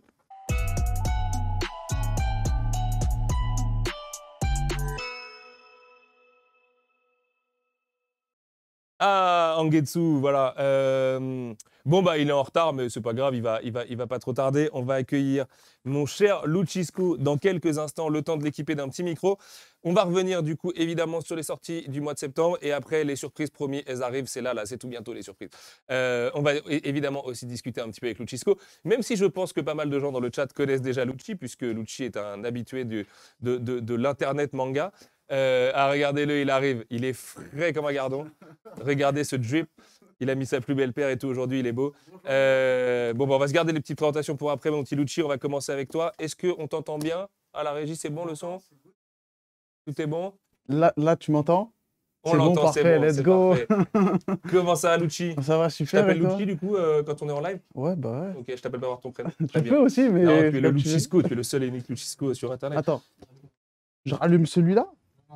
Je crois que mon envie de Ah. recruter Luccisco est venue du fait que son pseudo c'est Luccisco. Je trouve ça trop cool et il n'y a rien qui sonne mieux que Luccisco, quoi. On va l'équiper du coup d'un micro tout de suite. Bon, pendant ce temps-là, moi je vous présente les petites sorties du mois de septembre et je pense que je vais faire assez vite parce qu'en fait l'heure tourne vraiment très beaucoup. Au mois de septembre, vous avez Ice Guy and the Cool Girl tome 2. Du coup, alors le tome 1 c'était à Japan Expo, on en a parlé tout à l'heure, mais on a déjà le tome 2 qui arrive. Le format des histoires s'allonge un petit peu. Je sais que c'est une question qui revient beaucoup, notamment parce que c'était un petit peu construit comme un gag manga précédemment, mais là, Ice Guy tome 2, ça s'allonge un peu. Et surtout, il y a un vrai fil rouge, notamment dans les personnages qui sont les collègues de nos deux héros et qui vont eux aussi développer des relations entre eux. Et c'est un super série. On a Keiji tome 8 qui est juste là. Keiji tome 8 la frappe. Bon, en fait, Keiji, je perds un petit peu espoir de réussir à le faire découvrir à plus de gens que les gens qui l'ont découvert chez nous ces derniers mois. Mais vraiment, lisez Keiji, c'est absolument sublime. En plus, dans ce tome-là, on a un affrontement zinzin avec un alter ego de Keiji, du coup, qui est un combattant vraiment redoutable. Et on a bouclé le tome 9 en prod. Là, et le tome 9, je me suis régalé avec l'affrontement entre les deux. Donc vraiment, lisez Keiji, s'il vous plaît. On en a parlé tout à l'heure, Butterfly Beast 2, tome 5. Bon, j'ai rien à redire à part le fait que c'est le dernier tome de la série pour le moment, avec sa magnifique couverture, du coup, où on revoit le papillon qui, du coup, est de retour. Ce qui résonne avec le titre, bien entendu. Superbe série, Yuka Nagate. On en a assez parlé ce soir. Lisez Butterfly Beast, s'il vous plaît. Surtout que maintenant, la série est terminée, donc vous n'avez plus d'excuses. Vous avez Butterfly Beast 1 en 2 tomes et Butterfly Beast 2 en 5 tomes. Awashi tome 11 avec prétendument la plus belle couverture de la série, mais je le répète, ma préférée, moi, c'est celle du tome 10, même si celle-là, elle défonce. Je sais que Lucci, tu en es très fan. Mais en fait, c'est une couverture de graphiste un peu. Il y a des effets dans tous les sens, c'est très numérique et tout ça. Donc, c'est sa cam à lui. Du coup, tome extraordinaire. N'ayons pas peur des mots. Alors, c'est en plus un tome qui fait suite à ce qu'on est en train de vivre en ce moment en anime avec le match face au Tokyo Musashino, avec Kaneda, cet attaquant qui, du coup, n'avait pas réussi les détections au Tokyo City Esperion et qui est très revanchard. Tachibana qui à l'inverse est un attaquant surdoué qui lui est en crise de confiance. Vraiment, lisez Awashi, c'est de la frappe, bon j'ai même plus besoin de vous le dire. Et puis Rooster Fighter, tome 3 qui est juste là, il est beau, c'est dingue de se dire qu'on est déjà au tome 3 de Rooster Fighter, mais on avait un petit peu d'avance avec le Japon, donc on en profite et c'est toujours autant la frappe. Il y a cette fameuse histoire de barrage du coup. Je me souviens de Rooster Fighter, je l'ai relu en rentrant du Hellfest et j'étais mort de rire. Bon, j'étais très fatigué aussi, mais j'étais vraiment mort de rire à la fin sur ce chapitre du barrage qui est mortel et comment Keiji est le meilleur, parce qu'il s'appelle Keiji du coup le coq pour ceux qui n'auraient pas suivi, comment c'est le meilleur personnage et vous verrez le tome 4 est magnifique, on est en train de le produire en ce moment, la trad est sublime. Toujours une trad du Kurita Alexandre Fournier que je salue bien fort. Et puis Tom Spade, du coup, le fameux DA, collègue de Luccisco devant l'éternel, qui s'adonne un petit peu au lettrage pour cette série. Et on parlera de package juste après avec toi, mon petit Lucci. Avant ça, tu vas te présenter, mon petit gars. Oh, ok. Même si les gens te connaissent déjà un petit peu, je le disais tout à l'heure. Lucci, tu nous as rejoint le 1er septembre. Ouais. Littéralement. Ouais. C'était une fin de semaine, je crois, un vendredi, ton premier jour. C'était un jeudi. Un jeudi, exactement. bien vu, c'était vendredi 2 septembre. Raconte-moi toute ta vie, d'où t'es parti et comment t'es arrivé chez Mangetsu. Alors, on va partir sur le manga. En fait, moi, je suis le manga depuis que je suis tout petit, mais genre vraiment tout petit, j'ai grandi avec Dragon Ball et c'est pour moi genre un truc que j'ai encore dans le cœur encore aujourd'hui. Et après, de fil en aiguille, j'ai un peu suivi tout ce qu'il y a eu derrière. Et après, quand tu découvres, parce que moi, j'étais plus animé, mais quand tu découvres qu'en fait, c'est que l'animé que tu regardes, il vient d'un manga, et ensuite, tu t'intéresses aux autres mangas, de fil en aiguille, tu suis. Et, le premier manga, du coup, c'était Dragon Ball. Dragon Ball. Les petits, parce que tu es vachement plus jeune que moi, quand même. Les petits formats Glénat ou direct les tomes pastel? Il y a eu les petits formats qui étaient ressortis. Ouais, là, en rouge, petits, ouais. en jaune et en rouge, ils avaient en ressorti. jaune-rouge, exactement. Ouais. Et après, il y a eu les formats pastel avec lesquels j'ai grandi. Et c'était Dragon Ball, mais j'ai pas lâché Dragon Ball jusqu'à très récemment. Genre, perso préféré? Sangohan. Ah, c'est bien. C'est ça, c'est Sangohan, toujours. C'est bien. Mais ouais, après, en fait, quand j'étais petit, je voulais dessiner, mais je suis vite passé au numérique parce que c'était chiant de devoir gommer et tout ça. Donc, je regardais des tutos pour apprendre à dessiner. Donc, je suis tombé sur la suite Adobe. Et je me souviens, du coup, en tant que grand fan de Dragon Ball, on a essayé de faire des Kamehameha et tout ça. Donc, j'ai appris vraiment toute la suite Adobe parce que je voulais faire comme dans Dragon Ball. Ah, c'est vrai? Ouais, genre, on faisait des Kamehameha sur After Effects. C'était nul, mais c'était trop marrant. Et du coup, comment je suis tombé dans le manga, on va dire, genre manga papier pur. En fait, comme j'étais plus team animé, à un moment donné, j'en avais plus ou moins marre de devoir attendre une saison ou autre. Et à un moment donné, bah, j'ai sauté le pas et je trouvais que c'était mieux de lire que de regarder en animé, même s'il y a de la musique ou autre. Je trouve que le rythme, c'est toi qui l'imposes, c'est toi qui suis. En plus, quand tu es dans le côté dessin, tu arrives à plus capter, on va dire, le trait de l'auteur et des fois l'impact de certaines scènes, alors que des fois, dans l'animé, c'est pas forcément réussi, tu vois. Du coup, je suis resté sur ça. Et après, ouais, globalement, comment je suis arrivé chez Mangetsu? En fait, pendant le Covid, je me suis amusé à lancer une chaîne YouTube pour parler de manga. Et je me suis dit, je vais pas montrer des mangas, genre comme ça, je vais essayer de montrer des mangas et montrer ce que je sais faire avec ce que j'ai fait et essayer potentiellement de m'améliorer. Et du coup, je faisais ça, je parlais de mes petits mangas et je m'amusais aussi à côté à faire des petits logos et de faire des couvertures dans mon coin pour le fun. En fait, j'en ai fait une vidéo et ça a pris. À ce moment-là, tu es venu me voir, tu m'as dit, ah, ça te dirait de faire des couvertures et tout. Je C'est fais, vrai. ouais. Mais en fait, le truc, c'est que tu t'es lancé là-dedans au même moment où nous, on s'est lancé. Et très vite, comme Akata aussi, qui t'avait Ouais. proposé de faire des couvertures, notamment Boys on the Riot, Les Affamés aussi, t'avais Ouais, signé chez ouais. Akata. T'en avais fait un Il y a troisième, non? l'Arracher et là, il y a eu Vampire, ce qui est sorti très récemment. Ok. Et La recherche, c'est le truc de Ota, là, c'est ouais, ça? Ah, ouais, super ouais. auteur. Il est très cool en plus. Ouais, ce super titre. recueil de nouvelles et tout. C'est L'Arracher qui s'appelle? Il s'appelle L'Arracher, mais j'avais c'est le un nom jap en recueil tête, où mais- tu as 2 histoires courtes qui étaient prépubliées, il me semble, dans le Plus. Ouais. Et un autre qui est vraiment Le Jump l'histoire Plus, du éponyme. coup, la version Ouais. numérique du Jump. Exact. Et L'Arracher, qui est le titre éponyme, qui est à la toute fin, et avec un bonus lié à ce titre-là. Ok. Et ouais, pour l'instant, j'avais fait ça chez Akata. Et je pense pas que j'en oublie. Il me semble que ouais, c'était good de ce côté-là, du côté de chez Akata. Et après, ouais, chez Mangetsu, il y a eu All Free. Et ça a Ouais, frappé fort. Hein, Qui a parce été le qu'on- premier. Ouais, et ensuite. 45 versions. mais- On l'a bien testé, Lucci, Ouais. avant d'être sûr qu'il était prêt pour revenir. Surtout Ouais. moi, je suis une vraie tannée en tant que collègue et en tant que directeur de collection. Et il a bien mangé du gravier sur All Free, mais il nous a fait une Franchement, bête de DA à la En fin. plus, quand tu me le proposes, je me dis, ouais, ce sera sur le judo. Je fais, waouh, je suis pas inspiré, qu'est-ce que je vais faire? Vas-y, je vais proposer une Ah, mais trentaine ça, de c'est la dedans, hein. vie et de DA aussi. hein. Il n'y a pas toujours que des trucs. Ouais, qui c'est ça. peuvent, Mais c'est bien parce que ça m'a. En vrai, je l'ai toujours dit. Genre, la All Free, c'était vraiment la première expérience qui m'a permis de me dire, écoute, t'es dans des trucs où t'es pas du tout à l'aise, démerde-toi dans le bon sens. Genre, essaye d'explorer les horizons, va plus loin que ce que tu connais. Et vraiment, bah, tu vois, globalement, même dans les trucs que je faisais, et même du côté de chez Akata, c'était souvent Bruno me proposait des titres qui m'intéressaient plus ou Mhm. moins. Là, c'était un truc, bon, j'aime beaucoup le sport, mais le judo, c'est pas forcément un truc que je suis. J'ai juste un pote, il a fond dedans et tout. Mais genre, j'étais pas vraiment inspiré. Et après, je me suis amusé de fil en aiguille et paf, c'est sorti. Mais en plus, c'est rigolo parce que je fais un peu la présentation à ta place, mais donc tu es autodidacte avec tous les logiciels et enfin voilà, ton métier de graphiste et de DA, tu le fais vraiment en tant qu'autodidacte. Et en même temps, culturellement, tu es quelqu'un qui est très curieux, qui t'intéresse à plein de trucs. Ça va être le foot, ça va être le MMA. Tu as une culture punk aussi, je me l'explique toujours pas d'ailleurs, mais il y a un côté très quepon chez toi qui est très différent du coup des centres d'intérêt précités. Et ce qui te permet d'attaquer des choses très différentes les unes des autres. Par exemple, sur Les Affamés, tu as tué ça, tu vois, tu as vraiment tout de suite compris les Merci. attentes et le pantone et le logo à faire et tu vois le côté un peu dégoulinant de la chose et tout. Et à la fois, tu es aussi capable d'aller te prendre un Deep Three et d'aller inventer une DA de Zinzin qui fait hommage à Jordan et tout ça. Et j'ai Ouais. super hâte que les gens découvrent là. Mais je crois qu'on l'avait montré dans Tsukimi, la jaquette de Deep Three il y a quelques mois, parce que j'en Moi, étais c'est la vraiment très couverture très que je fier. veux montrer, mais on va attendre. Elle est quand là, on elle est va là, faire. elle est là. Ouais, ça, Ah oui, tu parles de la couverture en dessous. ouais. Ouais, retirez votre jaquette Ouais, quand- sur Deep Three. Ah. Parce qu'en fait, allez, le petit secret de fabrication. D'ailleurs, c'est Lucci qui a signé toute la nouvelle DA de Tsukimi saison 2, je tiens à le préciser. Et toutes ces petites animes de motion que vous voyez là derrière. Et en fait, avec Shogakukan, Deep Three est une série Shogakukan, c'est très très difficile de trop sortir de la DA de base. Notamment, vous le voyez sur Awashi. Prenez le tome français, le tome japonais, c'est les mêmes. En vrai, on ne fait pas de folie. C'est dans la trad et dans le lettrage derrière qu'on va plus s'approprier les choses. Parce qu'il faut adapter et tout ça. Et là, sur Deep Three, toi, t'es arrivé avec ta naïveté de mec qui travaille pas dans l'édition. Donc, toi, t'as pas encore les barrières que nous, on a après 3 ans à se dire, OK, non, mais ça, t'as pas le droit, tente-le même pas, ça sert à rien. Et d'ailleurs, on va en reparler après des trucs, ne tente-le même pas, ça sert à rien.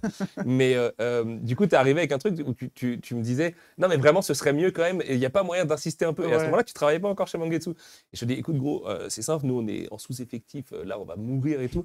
C'est vraiment parce que c'est très beau ce que tu fais qu'on va le tenter, quoi. Et en fait, on l'a tenté avec ton design de couverture. On va garder la surprise, les gens le découvriront en retirant la jaquette, parce que vraiment, c'est très beau. T'as fait une créa vraiment de A à Z, from scratch, avec une silhouette et tout, un truc super Ah, efficace. ouais. Et les Japonais ont adoré, et les auteurs ont adoré, et on a eu les félicitations de Shogakukan, de dire waouh, c'est vraiment très joli et tout ça. Ce qui était un honneur de fou, puisqu'en plus, dès le départ, je crois que Deep Three, la première fois, c'est toi qui me la demande. Ou alors tu me fais m'en tellement avais comprendre. parlé et après Ouais. tu m'as dit Ouais, je sais pas, je lui dis si, ça me tente, je le veux, s'il te plaît. Ouais, c'est ça, voilà, c'est ça. C'est que je sentais bien que dès que je disais Deep Tree, il y avait un truc qui se passait un peu en toi. Et donc je me suis dit, bon, je vais lui filer. Mais attention, c'est quand même un gros enjeu de fin d'année. T'avais fait que All Free. Bon, t'avais la super idée de la ceinture noire à la fin et tout ça. Ouais. Donc j'étais en confiance. Mais il y avait ce truc de vraiment. Attention, c'est quand même un gros bébé là. C'est Shogakukan, grosse série et tout ça. Et t'as tué ça. Vraiment, je te le dis Merci. publiquement, félicitations, t'as tué le truc. Moi, je suis bouche bée par tout le travail de Jaquette, le travail de DA sur la couve derrière, le travail au market et tout ce que les gens vont découvrir dans quelques mois pour la communication. C'est en validation au Japon en ce moment. Où vraiment, Lucci, vous allez voir sur les réseaux, ça va changer pas mal de choses puisque Lucci est quelqu'un de très productif et donc est capable de produire beaucoup de visuels. Moi, j'avais une de mes frustrations ces derniers mois, dernières années, c'est qu'on montrait pas assez les intérieurs de nos mangas. Tu as trouvé une super solution pour ça, en rendant justement cool un système de Canva et tout. Et sur Deep Suite, tu t'es éclaté. Bon, on sent les séries où vraiment tu as très très Ouais. envie aussi. Hein. Après, il y en a Et, où j'essaie de me donner, même quand c'est pas forcément mon, on va dire. Pas le choix, frérot. De toute façon, Bah t'as oui, fini. c'est ça, Hein, donc c'est terminé ce que je maintenant. dis. Je vais essayer de me forcer, mais Même ça le va, pire si. truc que tu veux pas dans la collection, t'inquiète, tu vas me faire les meilleurs visuels. et non, et c'est cool. Et en gros, c'est pour ça que Lucci, ça y est, le poster du jour, C'est- c'est bon. La tradition est sauve, saison 2, on est là.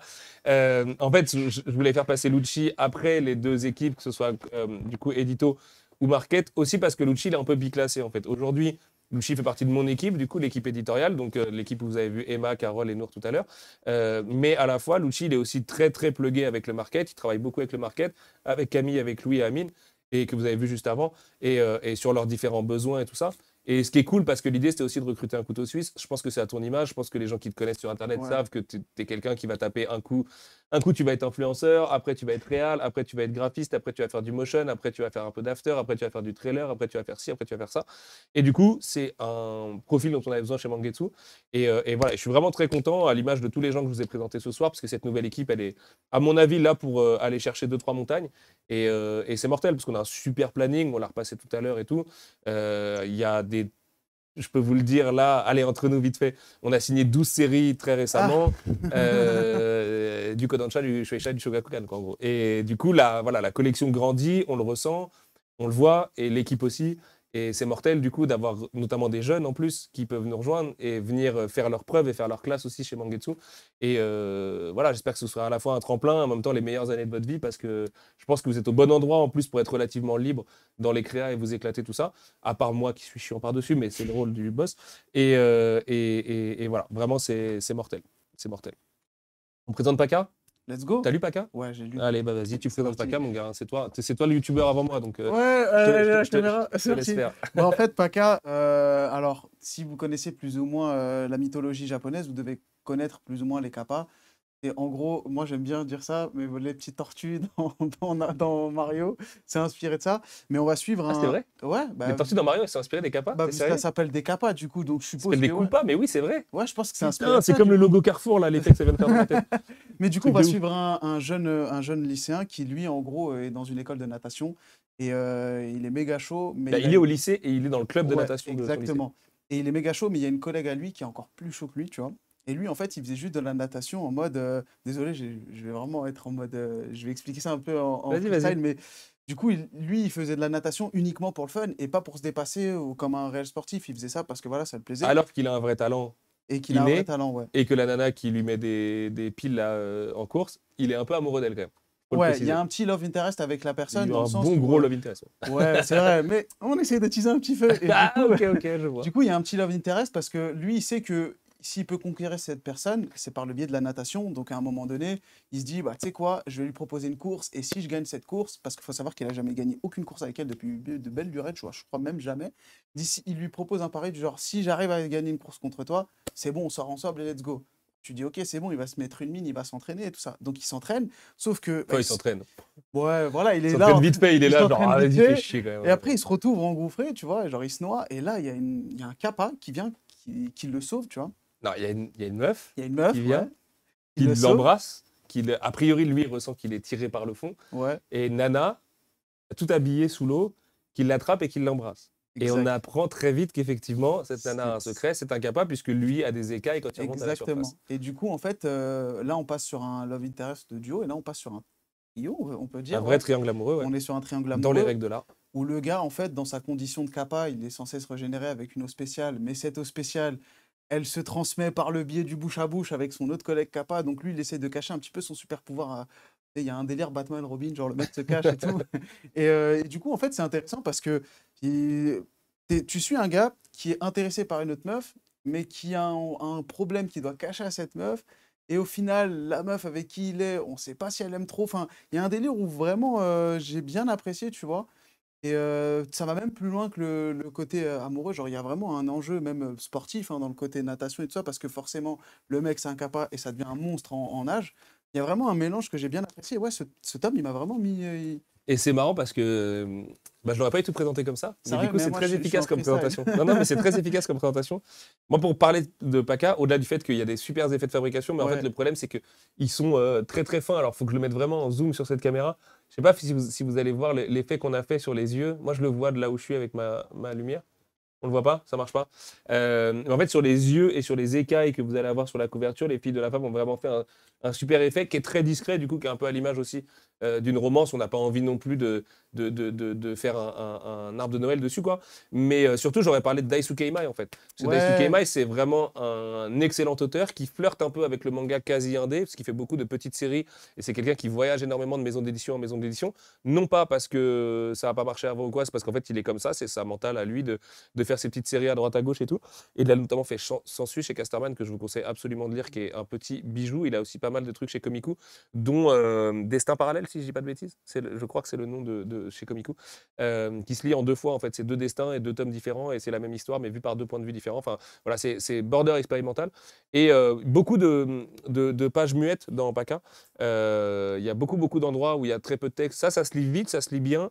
Sur une trappe de Miyako Slocum, comme je l'ai dit tout à l'heure, et un lettrage de Anne Demar. Un super lettrage de Anne Demar d'ailleurs. Et vraiment, enfin, moi j'appelle ça de la weird romance parce que tout est un peu weird dedans en fait. Les personnages sont weird dans le sens où ils sont tellement réalistes qu'en fait ils en deviennent bizarres avec toutes leurs flaws, enfin tous leurs défauts un peu quoi. Et en même temps c'est weird parce que la thématique est weird, que évidemment le fait de se transformer en lézard, enfin d'avoir du coup des écailles, c'est un second niveau de lecture sur les changements du corps à l'adolescence et tout ça. Le prof aussi, tu sais, le prof musclé, là, il est Le weird à prof mort, musclé lui. est complètement bizarre, dans la bonne tradition des profs Ouais. d'école bizarre dans le manga. Et vraiment, c'est une série qui est unique. Pour moi, c'est un honneur de fou de rentrer un auteur comme Daisuke Imai au catalogue de Mangetsu, parce que je trouve que c'est vraiment un auteur, à l'instar un peu de Toshi Higashimoto, qui mérite beaucoup plus de fame que ce qu'il a actuellement. Et j'espère que ça passera par Paca. En plus, la DA est sublime. Spade nous a fait vraiment une DA magnifique. Pareil, il a pris pas mal de liberté d'ailleurs par rapport à la DA de base. C'est aussi une série Shogakukan. Et ce logo super joli où en fait il n'y a que 3 formes pour former le logo. Ouais. Et en fait, c'est le fait d'assembler les formes qui écrivent le Paca. Enfin, il y a un vrai travail très très fin derrière. Et ah oui, il y a ça aussi. Vous avez des petits bonus sous la jaquette quand vous la soulevez. Et voilà, c'est un petit bijou Paca. Donc ce que je vous propose, c'est déjà de vous dire qui a gagné Zone Fantôme et surtout de vous en faire gagner un juste après. La régie, est-ce qu'on a un gagnant pour Zone Fantôme de Junji Ito?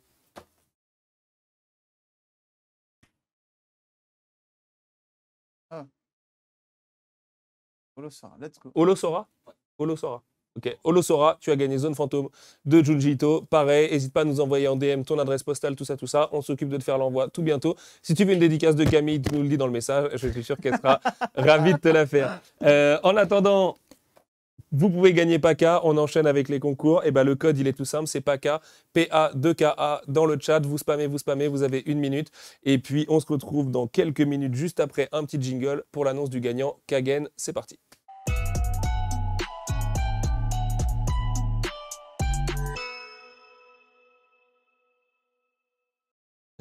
Bah mais je veux pas casser ma belle chemise, tu comprends bien qu'il y a quand même un petit enjeu, la C'est régie. parti. Regardez-moi ça, comme il est beau.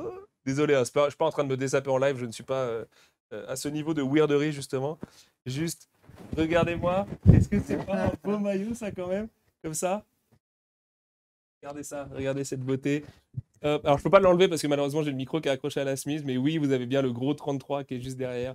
Le logo du Tokyo City Esperion juste là. Et qu'est-ce que c'est? Eh ben ça sort au mois de novembre chez Mangetsu. Allez, je sais qu'il n'y avait pas beaucoup de suspense, mais on va l'officialiser quand même une bonne fois pour toutes. C'est le maillot officiel d'Ashito Aoi, Tokyo City Esperion Uniform Ashito Aoi modèle. Il arrive dans cette boîte-là qui sera, attendez que je trouve le Awashi, ça le fera encore mieux.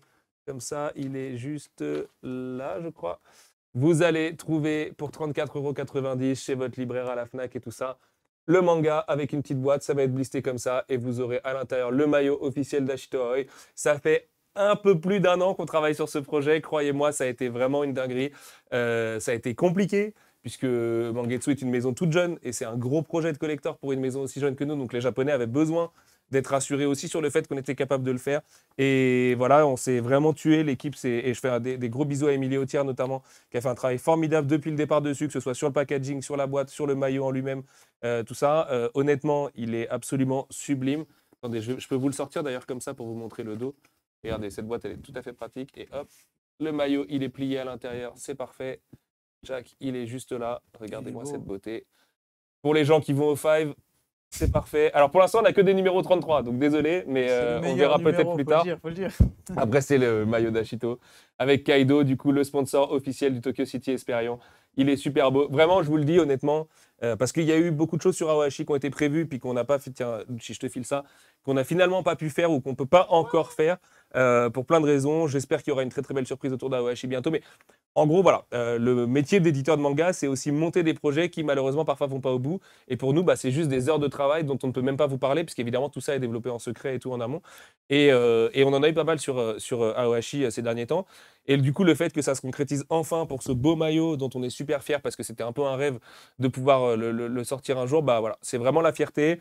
Je me souviens des réactions quand on a annoncé sur Amazon sans que les gens aient le détail. 34,90 c'est hyper cher pour un collector et tout. Ouais, c'est cher pour un collector, j'entends, d'accord. Après, les gars, c'est un maillot, il est climat cool ou dry fit, enfin voilà, toutes les technos, c'est un vrai maillot, je vous assure. Regardez l'intérieur, c'est du vrai maillot, vous pouvez aller transpirer dedans, il n'y a pas de problème, vous pouvez taper un 5, il ne va pas bouger, il passe en machine et tout. Vraiment, on a vraiment fait ça bien. Et du coup, une fois qu'on s'est dit ça, je ne suis pas sûr que 34,90 pour un maillot de foot officiel, ce soit si hors de prix, sachant que vous avez évidemment le tome 12 qui arrive avec à côté. Donc ça reste super. Alors, pour tout vous dire, on a même hésité un moment à ce qu'il soit plus cher. Et en fait, on a voulu garder ce prix parce qu'on veut que ça reste accessible, parce que pour un maillot de foot officiel, c'est accessible, de fait. Moi, je suis collectionneur de maillots, je peux vous assurer que ça me coûte beaucoup plus cher que 34,90 quand je fais le pigeon et que j'achète le maillot de Jordan du PSG de cette année, quoi. Mais bon, Vitinha, vous connaissez.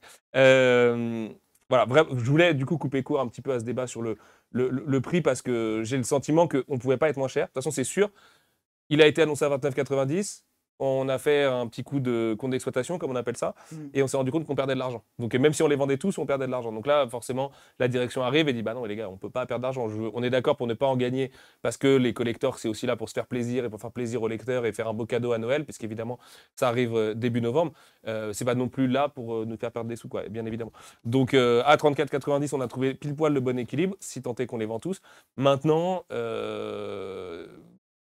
j'aime pas trop dire ce qu'on fait bien chez Mangetsu, c'est pas à moi de le dire. Je pense que c'est un des plus beaux collecteurs de l'année sur le marché manga. En vrai de vrai, il y en a des très beaux, hein, je dis pas, hein, mais dans le game du collector aujourd'hui, proposer la vraie réplique du maillot japonais et tout ça, parce que vous imaginez pas la tonne d'approval que c'est, et l'auteur lui-même s'implique aussi dans notre projet et tout ça, pour savoir est-ce que vous êtes sûr de pouvoir bien le réussir et tout. Et l'année dernière, on avait fait le petit bracelet pour commencer, le petit bracelet anti-transpi Tokyo City Esperion. Peut-être qu'à l'avenir, on pourra faire l'écharpe et les chaussettes et le short et tout ça. Et les crampons, les crampons, je sais pas. Les crampons, c'est un peu plus compliqué à fabriquer, a priori, qu'une écharpe ou qu'un short. Mais quoi que le short, ça doit être un peu chaud aussi. Mais, parce que vraiment, quand je dis qu'il y a la technologie dry fit et tout, en fait, en vrai, c'est dur de faire un maillot de foot. Enfin, genre vraiment, il faut que ce soit antitranspirant, respirant, tout ça, machin et tout. Tu peux pas juste prendre un t-shirt et dire allez, je fais un design de maillot officiel et ça passe sur le t-shirt. Ça marche pas en fait. Derrière, ça marche pas. Et notamment, le maillot là, il est super stretch et tout. Enfin voilà, vous pouvez tirer dessus et tout ça. C'est un vrai maillot de foot quoi. Et j'espère que pour les fans d'Awashi, vous êtes méga contents. Ouais. Parce que c'est vrai, du coup, lui, il peut parler en tant que fan d'Awashi. Il a commencé comme ça. En vrai, j'ai le sentiment perso. C'est un beau cadeau qu'on se fait tous un peu pour la fin de l'année là. Moi, je suis trop heureux qu'on puisse accompagner la série comme ça, notamment sur un tome 12. Vous le savez, les séries ne sont pas toujours accompagnées jusqu'au tome 12 et tout. Certes, c'est la Coupe du Monde, donc ça tombe bien et tout ça. J'espère vraiment qu'on pourra faire d'autres surprises, notamment avec Kobayashi Sensei d'ici la fin de l'année, parce qu'il y a des belles choses à faire. Mais en attendant, voilà, ce maillot, c'est la meilleure nouvelle. Et évidemment, au mois de novembre, on en fera gagner. Il n'y en a pas encore ce soir. Je vais prendre le Gain Pack tout de suite. Ne vous enflammez pas. Pour être tout à fait honnête, on n'a que ceux-là pour le moment. On n'a pas encore été livré des vraies quantités et tout ça, parce qu'en plus Sinon, c'était pas drôle, c'était du flux tendu comme c'était pas permis, et voilà, avec les allers-retours et tout ça, ça Ouais. a failli même pas se faire cette année, et on s'est dit, merde, si on rate le coche de Noël et de la Coupe du Monde, on va peut-être juste jamais le faire, en fait, ce maillot. Donc voilà, c'est peut-être parce que je suis rassuré que je suis aussi enjoué d'avoir ce maillot, mais vraiment, puis même la boîte, elle est magnifique et Ouais, tout, ouais. enfin, D'accord, là, vous avez la l'aérostuce, coupe du c'était tome dingue, hein. 10, là, vous avez tous les persos qui sont juste là. La boîte, elle prend pas de place, ça va être, enfin, c'est hyper pratique, en fait. Juste une petite précision, si je dis pas de bêtises, c'est des tailles L et c'est une taille unique. Et ça nous a été un peu imposé. C'est-à-dire que, et de toute façon, on n'aurait pas pu faire, puisque un XL ou un double XL ne rentrait pas dans cette boîte. Si cette boîte ne rentre pas derrière, c'est la galère et tout. Et du coup, voilà. Donc, je crois que c'est un taille L. En tout cas, ça taille comme du L. J'ai l'impression. Moi, je porte du L en maillot et c'est à peu près pile poil comme les autres Franchement, maillots que je ça porte. va, ça passe. Hein. Donc, on s'est dit que c'était la taille qui correspondait le mieux à tout le monde. Et si vous êtes tout petit, ça fait un super pyjama au pire. Ou ça fait maillot et short en même temps. Je sais pas, vous pouvez revoir les options. Et si vous êtes trop grand, vous pouvez toujours l'encadrer. Ça est super beau dans un salon ou au-dessus d'une Mangatech ou quoi. Moi, je rêve d'avoir le maillot de basket de Sakuragi et du coup le maillot d'Ashito encadrés tous les deux. En plus, pro tip pour les gens qui aiment bien avoir des belles Mangatech et tout. Vous pouvez faire un encadrement 3D du coup. Avec du coup, vous mettez un espèce de buste. En fait, ça existe et c'est super beau. Il y a un espèce de buste en dessous et donc le maillot est vraiment comme s'il était porté mais encadré quoi. Et c'est magnifique. Ouais. Et c'est notamment le PSG qui fait ça, le PSG handball qui Ah. fait ça. J'avais appris ça à ce moment-là. Big up à Valentin Paco qui m'a filé le tips à l'époque. Les gars de la régie, avant qu'on arrive avec la vraie grosse surprise de ce Tsukimi, est-ce qu'on a un gagnant pour Paka? Mais non, le Duc, il est là. Ah, alors, je ne sais pas s'il a déjà gagné, mais il doit être souvent dans le chat parce que je connais cette personne qui est très très marrante par ailleurs, qui est très très très grand lecteur de comics, si je ne m'abuse. Et bien le Duc, tu vas lire Paka du coup. Tu vas te prendre une petite weird romance à la maison. C'est Bibi qui l'envoie. Et pareil, si tu as une petite dédicace, tu nous dis, on fera ça avec plaisir. Alors, par où commencer? Puisque ce live est extrêmement long, qu'il y a encore une grosse annonce à faire après. De nouvelles séries, qu'il va falloir revenir sur les sorties de l'année dernière et tout ça. Non, tu peux y aller, t'inquiète. Ça tombe. C'est le karma, c'est Wabi Sabi quoi. Je vais commencer par une mauvaise nouvelle. Parce que c'est vraiment une mauvaise nouvelle, mais qui cache une bonne nouvelle. C'est pas une douille, je vous promets. Je vous raconterai toute l'histoire, je pense, dans un Tsukimi futur, au mois de novembre, là où la série, enfin le tome était censé sortir. Bibliomania ne sortira pas cet automne. Ça nous brise le cœur. Mais Bibliomania va sortir. Déjà, c'est une bonne nouvelle, parce que ça a été compliqué. Je ne rentrerai pas trop dans les détails non plus. Donc ça, c'est pas la couverture de Bibliomania, et justement, c'est un vrai sujet, puisque la raison pour laquelle Bibliomania ne sort pas au mois de novembre, c'était début novembre si je ne m'abuse, juste après Soichi, sur lequel on va revenir juste après, c'est parce qu'en fait, l'auteur a voulu réaliser la couverture de Bibliomania lui-même. Nous, on avait un projet sur Bibliomania qui vous sera présenté du coup dans quelques semaines, qui est déjà terminé de notre côté. La prod de Bibliomania est finie depuis 3 mois et c'est la plus belle trad et le plus beau lettrage, je pense, qu'on a jamais fait chez Mangetsu. Ben, vraiment, hein, on le dit tous en interne, c'est un bijou. Anaïs à la trad nous a livré un truc absolument dingue. Et en fait, donc, on travaillait avec Spade sur le projet et est arrivé le moment de la validation où l'auteur nous a... Et on est parti sur quelque chose de très différent de ce que vous voyez à l'écran, qui est la couverture japonaise. Et quelque chose d'un peu plus méta, avec en plus un livre-objet et tout ça. Quelque chose dont on est super fier. Et quand on l'a balancé en validation, l'auteur a dit « J'adore l'idée, mais si vous voulez faire ça, c'est moi qui le fais, les gars. » Et donc là, forcément, toi, t'es gêné parce que tu dis bah, « Je peux pas dire non à l'auteur de son propre manga et tout. » Et je comprends, c'est un auteur qui est extrêmement dans le contrôle de ce qu'il fait et tout ça. Il a vraiment envie que tout vienne de sa main. Et donc, en fait, l'auteur a dû prendre du temps pour redessiner la couverture telle que nous, on l'avait imaginée, en apportant des petites modifications, notamment une modification de couleur. Donc, je pense qu'on vous fera de toute façon tout un historique un petit peu de la fabrication de Bibliomania, parce que pour les gens qui aiment bien les coulisses de la création de manga, je pense que c'est assez passionnant, parce qu'on est passé par toutes les étapes, vraiment. Mais je vous jure que c'est une pépite, c'est un bijou ce qu'il a livré, vraiment. Je peux vous le dire, c'est rouge, du coup, voilà, c'est un peu un grimoire et tout ça, mais je vais juste rester sur ces quelques paroles ce soir. Et Bibliomania sortira pas en novembre. Qu'est-ce qu'il y a ? De quoi ? Et ça sortira du coup fin mars 2023. Pourquoi en mars ? Ben parce que c'est le moment qui collait le mieux pour le sortir en fait. Parce qu'Angoulême, c'est pas trop le moment, mais je peux pas trop en parler. Et du coup, en fait, une fois qu'on a passé vraiment novembre, en décembre, on a déjà une nouveauté, ce qui n'est pas le cas de toutes les maisons d'édition, mais on a envie de le tenter avec Mibugi Shiden, qui est un petit bijou sur lequel on va revenir aussi dans les prochains Tsukimi. Après, il y a Angoulême. Angoulême, ça prend beaucoup de place. Ça prend tout le mois de janvier et quasiment tout le mois de février. Rajoute un mois, tu arrives en mars. En mars, on a Mighty Mothers en nouveauté. Et du coup, on a créé un office un peu spécial fin mars pour Bibliomania. Et on pense que c'est le meilleur moment avant d'attaquer un peu le printemps, enfin le vrai printemps, celui où il fait vraiment beau et tout ça, pour le sortir. Parce que Bibliomania, c'est aussi un tome, enfin un manga qui a besoin d'une saisonnalité en fait. C'est vraiment très particulier, vous verrez, c'est un manga unique. Je pense que c'est le manga le plus unique qu'on ait sorti chez Mangetsu, que ce soit parce que ce sera un livre-objet, ou parce qu'il se lit dans le sens de lecture occidentale, ou parce que c'est un one-shot complètement trippé, une relecture, n'ayons pas peur des mots, un peu fucked up d'Alice au Pays des Merveilles, et parce que ça invoque des grandes idées spirituelles, de textes apocryphes et tout ça. Enfin, voilà, c'est un grand manga, un manga très très différent, et si on ne pouvait pas le sortir en novembre, il fallait vraiment qu'on lui trouve une place. Et donc, c'est la mauvaise nouvelle de ce Tsukimi. Je sais, des fois, il y a des mauvaises nouvelles dans Tsukimi, j'en suis vraiment désolé. Mais ça sortira mieux au mois de mars. Et c'est jamais que quelques mois. Et d'ici là, promis, vous aurez plein de beaux mangas à voir. Maintenant, parce que vous doutez bien, je n'allais pas vous laisser sur une mauvaise nouvelle comme ça. Et voilà. Il s'avère qu'il y a un auteur qu'on aime beaucoup chez Mangetsu. Il est là, il est là. S'il y a des gens sur Twitter qui ont suivi la fameuse histoire du colis, qui est arrivé du Japon. Je vais enlever le petit scotch de manière très méthodique. Je suis désolé, je ne vous regarde pas, c'est un peu impoli, mais il faut que je fasse très attention à ce que je fais, parce que vous allez vite comprendre de quoi il s'agit. Il y a un auteur qu'on aime beaucoup chez Mangetsu, qui sera toujours lié à notre histoire, Monsieur Junji Ito. Donc Zone Fantôme, Frankenstein, Les Chefs-d'œuvre tome 1 et 2, Sensor, Tomie, j'en passe. Qui a un personnage préféré qui s'appelle Soichi. Vous le savez si vous le suivez sur Twitter, c'est son avatar sur Twitter. Et en fait, Soichi n'a jamais été publié en intégrale au monde. Donc, première idée, j'arrive auprès de notre agent et auprès de l'équipe éditoriale d'Asahi et je leur dis, écoutez, plutôt que de faire le journal et le journal maudit de Soichi, tel que ça avait été fait chez Delcourt à l'époque, sachant qu'il y a 3 histoires inédites de Soichi qui n'ont jamais été traduites en français, est-ce que c'est OK si nous, on fait une intégrale, si on met tout ensemble d'un bloc un peu et ça donne un gros tome à la Tomie, ce qui me paraissait logique, puisque Tomie, c'est un peu sa fille et Soichi, son fils, si on extrapole un petit peu. Donc là, le Japon nous dit, bah oui, Sullivan, avec plaisir. Enfin, on est très content de ce que vous faites sur Junji Ito. Donc, on est d'accord. Allez-y, faites une intégrale. C'est une super idée. Si jamais nous aussi, on pourrait faire une intégrale au Japon après. Donc, allez-y, on vous donne le go. Donc, on explique tout le projet. On va faire une intégrale dans le sens chronologique parce que ça marche par rapport au fait que Soichi vieillit dans une histoire à un moment donné. Mais je ne dirai rien de plus que ça parce qu'il y a un petit twist là-dedans et tout ça. Donc, on travaille sur Soichi.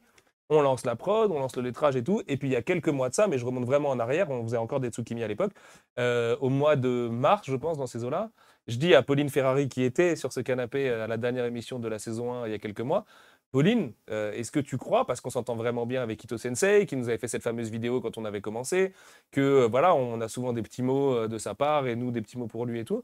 Est-ce que tu crois que ça se fait de demander une couverture à un auteur japonais? Elle me dit non. Pas du tout. Genre, no way, il n'y a aucune chance. Et je lui dis, mais quand même, Pauline, s'il te plaît, tu veux pas insister un peu? Parce que je suis un peu relou quand même. Et elle me dit, bah écoute, si tu veux, je pose la question, mais accroche-toi, trouve une autre solution déjà, quoi. Et quelques semaines plus tard, je reçois un mail qui me dit, Ito Sensei accepte de faire la couverture, et de manière très professionnelle, quand est-ce que vous en avez besoin, et qu'est-ce que vous voulez comme couverture? Donc là, je me retrouve, moi, à taper un brief pour Junji Ito. Donc à ce moment-là, je tremble un peu plus que quand je fais un brief pour Luchisco. Sans vouloir te manquer de respect, c'est pas le même niveau d'enjeu, si tu veux. Je me dis, non, mais là, il faut savoir un truc, Junji Ito n'a jamais fait de couverture pour une maison d'édition étrangère. Toutes ses couvertures ont été faites pour le Japon. Les seuls trucs qu'il a fait un peu en incartade extérieure, c'est des couvertures d'albums, de groupes de rock, etc. Donc je me doutais bien que je demandais un truc qui était un peu violent, quoi. Sauf que Ito Sensei accepte en disant merci beaucoup, j'apprécie beaucoup le travail de Mangetsu, merci pour tout ce que vous faites pour moi, etc. Et puis on avait pas mal de discussions d'autres choses qui auront lieu et tout ça. Et c'était le bon moment, je pense. Et donc là, Ito Sensei nous dit qu'est-ce que vous voulez et tout. Je dis bah écoutez, monsieur Ito, comme c'est une intégrale de Soichi, quelque chose d'un peu all-star et tout ça. Qui reprend un peu toutes les aventures de Soichi en une illustration, quoi. Ok, très bien, super, tout ça. Quelques semaines plus tard, donc le temps passe parce que tout ça c'est du temps long. Est-ce que vous voulez que je le fasse en tradi ou en numérique? Alors moi qui suis un buté de traditionnel, donc la différence c'est que c'est du travail sur une vraie planche et tout. Je dis bah si ça vous dérange pas en tradi du coup, parce que tant qu'à faire c'est encore mieux en traditionnel, ce qui permet d'avoir des beaux colis après. Donc très bien. Donc moi je pense qu'à ce moment-là il va faire le crayonné en traditionnel. Et vous allez voir, il y a un petit twist. Et un matin à Japan Expo, je me réveille et Pierre et Pauline me forwardent un mail du Japon et c'était le prélim de ce que je vais vous montrer. Et je suis désolé, je vous fais un petit peu languir, mais j'avais vraiment envie de vous raconter cette histoire. Et là, je tombe dans les pommes. Enfin, je me réveille après 2 heures de sommeil comme à une bonne Japan Expo et je fais what? Mais c'est impossible ce qui est en train de m'arriver. Il y a Junji Ito qui est en train de nous faire une couverture avec écrit en haut recherche préliminaire pour une couverture Mangetsu et tout. On vous montrera le prélim sur les réseaux, je pense. Je ne pourrais évidemment pas vous le montrer pour le moment, mais ce soir, ça va être différent après ça. Et à ce moment-là, je me dis, ah, ok, cool, bon, ça va être pour le 15 août et tout. Mais donc s'enclenche un truc de, il faut que dans un mois, on ait une couverture qui arrive. Parce que nous, on partait en prod. Là, Soichi, il est en train d'être imprimé au moment où je vous parle. Et donc, il fallait vraiment gérer le truc. Et Dieu sait que les deadlines sur une couverture, c'est méga important. Sinon, il n'y a pas de livre, en fait, derrière. Ouais. Et bien, il m'avait dit au mois de mars, je lui avais dit le 15 août, c'est la deadline. Je crois que le 15 août, c'était un vendredi, si je dis pas de conneries. Et bien, le 14 août au matin, j'ai reçu le plus beau mail de ma vie, qui était une belle photo de ce que je m'apprête à vous présenter. Alors attendez, parce qu'il y a tout un petit cérémonial, parce qu'évidemment, c'est très, très, très protégé. J'ai fait le choix de ne pas l'encadrer pour ce soir, parce que je voulais que vous puissiez en profiter vraiment du mieux possible, le plus près possible de la planche. Et peut-être que vous pourrez en profiter d'ici quelques mois, en vrai. Admettons. Spoiler alert. Lucci, je vais te laisser soulever Ah. ce délicieux papier. Vas-y, je t'en prie. Et du coup, je suis plus que comblé, ô combien fier de vous présenter sur cette caméra la C'est une couverture de Junji Ito. C'est un original que je tiens dans mes mains, donc je fais très très très attention à ce que je fais. L'original de la couverture de Soichi. On va vous présenter ensuite la version montée avec le magnifique logo de Spade, qui est un travail formidable, puisque vous noterez que Junji Ito étant trop fort, il a évidemment laissé tout cet espace pour le placement du logo, et que pour les gens qui connaissent bien Soichi, il y a tous les éléments, les bougies, la poupée vaudou, le commercial, la tête de poupée juste là, sa famille, Fuchi, le fameux cercueil dans un chapitre absolument dingue et tout. Et surtout, je ne sais pas à quel point vous vous en rendez compte, mais je vais vous faire des photos HD sur Twitter après l'émission, c'est promis. J'ai très très hâte de ça, je vous avoue. Tout a été fait en traditionnel, c'est-à-dire Ouais. que la mise en couleur a été faite à l'aquarelle en traditionnel. Et je vous jure, quand vous aurez la chance, parce que je pense que beaucoup d'entre vous auront la chance de la découvrir en vrai de leurs yeux, c'est hallucinant, c'est d'une perfection, c'est presque flippant en fait. En vrai, la flip, elle vient presque de là, quoi. Le trait est parfait, la ligne claire, j'ai rarement vu ça. Anatomiquement, il n'y a rien à dire. En fait, c'est juste, je tiens un tableau quoi, dans mes mains là. Et en plus de ça, la mise en couleur à l'aquarelle, je faisais du coloriage avec mon fils hier, j'arrive pas encore à déborder avec des feutres, mais lui, à l'aquarelle, il te pose un truc, il y a je sais pas combien de nuances de bleu, de rouge et tout. Enfin, voilà, c'est absolument incroyable. L'original, il brille de mille feux en plus avec la pose de la peinture et tout ça. Il a fait des effets complètement dingues et tout. Et il l'a fini. Il y a la petite date en bas, le 14 août 2022. Suite à quoi, il l'a scanné. Il nous a envoyé le scan en HD et tout. On a pu tout de suite travailler le logo et l'envoyer à l'impression à temps et tout. Et je pense, honnêtement, enfin, je ne sais pas si on va pouvoir faire un plus gros achievement que ça sur Mangetsu. Avoir une couverture d'un auteur tel que Junji Ito inédite avec un original comme ça, juste pour Mangetsu, puisqu'on a eu la confirmation que la couverture ne sera utilisée que chez Mangetsu. Bah voilà, je m'en remets pas, hein, je me pince encore un peu et tout ça. Et voilà, avec l'équipe, on l'a bien admirée, elle est bien rangée, bien au chaud. Elle va retourner dans son coffre-fort ce soir. Et puis moi, promis, à la fin de l'émission, je vous fais des très belles photos avec des close-up et tout, pour que vous puissiez voir le niveau de détail complètement fou de la chose. Mais c'est de la folie. Je sais pas, la régie, est-ce que vous avez le visuel avec le logo de Spade ou pas? Non, c'est pas celui-là. C'est pas le bon? Non. Mince. Bah, écoutez, désolé, je vous le mets sur Twitter ce soir, le logo avec le visuel pardon, final en plat 1 avec le logo de Spade. Le logo de Spade est évidemment incroyable, comme tous les logos de Spade sur Junji Ito. Et voilà, j'espère que ça vous plaît. C'est le moment où je regrette de ne pas avoir le chat là, parce que j'aimerais bien voir si les gens sont contents. Mais... Ouais, je veux bien. Magnifique.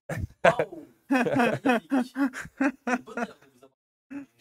Ah, trop bien, trop bien, trop bien. C'est trop gentil, c'est trop gentil. Merci à lui, du coup. Non, en vrai, en plus, c'est vraiment un kiff partagé parce que nous, c'est un kiff de l'équipe de pouvoir faire ça, de pouvoir ramener ce genre de projet et de ça, parce que les couvertures d'auteurs étrangers, d'auteurs japonais, pardon, là, je pensais à Joman, notamment sur My Hero Academia. Bon, c'est déjà rarissime, mais qu'un auteur japonais lui-même accepte de faire une couverture pour la France, ça l'est encore plus. Et voilà, c'est un honneur de fou en tant que Mangetsu pour une une aussi jeune maison d'édition de pouvoir faire ça.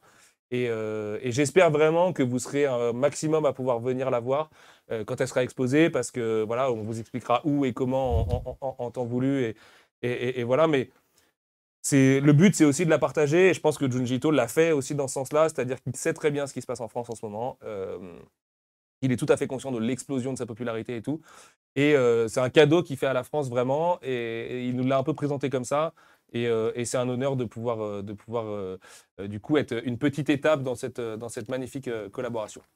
Voilà, je crois qu'on a à peu près fait le tour des actus. Je voulais vous présenter Deep Stream, mais en vrai, la pleine lune a lieu avant la sortie de Deep Stream le prochain, et cette émission est déjà beaucoup trop longue. Donc je pense qu'avec Lucci, on va surtout vous présenter ce qui est sorti il y a un an. C'est le dernier jingle de cette émission, et après, ce sera l'annonce d'une nouvelle série, c'est promis. Mangetsu, jingle.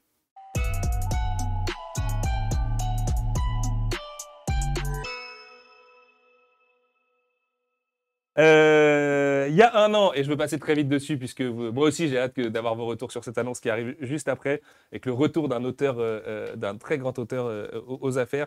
Il y a un an, du coup, on avait... Mais non, c'était pas Butterfly Beast 1 et 2 il y a un an. Non, il y a un an, c'était. Ah, mais oui, c'est parce qu'on a mis il y a un an en août et en septembre. Alors, je passe très vite dessus. L'année dernière, au mois d'août, c'était... Oh, ça fait plaisir de revoir ces couvertures, ça faisait longtemps. C'était Keiji, tome 1 et 2. Ouais. Tac, juste là. Superbe série, ça fait 15 fois que je vous le dis aujourd'hui, mais lisez Keiji s'il vous plaît, parce que vraiment ça le mérite. Hop, hop, j'arrive plus à bouger mes doigts. On avait aussi Tout au bout du quartier de Pom Sawai.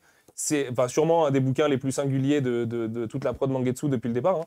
Recueil de nouvelles du coup d'un auteur qu'on aime énormément et à qui on pense très très fort, qui traverse une période pas facile, mais qui va revenir, on en est sûr, et on sera là avec lui quand il sera de retour. Et voilà, vraiment, Pom Sawai est un petit génie du manga, et il est toujours temps de découvrir Tout au bout du quartier aujourd'hui, à l'instar du Mandala de Feu, à l'instar de Panda Detective Agency. Vraiment, c'est du manga très différent. Là, pour le coup, on est quasi complètement dans le manga indé, mais voilà, vraiment sauter dessus parce que c'est un petit bijou. Et puis il y a un an, au mois de septembre, on avait aussi Butterfly Beast. C'est un beau symbole aujourd'hui, du coup, parce que la série s'est arrêtée un an pile poil plus tard. Butterfly Beast 1, qui du coup était un premier arc en 2 tomes complets. Et puis surtout, là aussi le symbole est beau, Sensor de Junji Ito, son avant-dernier titre en date, avant Zone Fantôme, avec une préface inédite de Hideo Kojima pour Mangetsu. Ça aussi, c'était pas mal.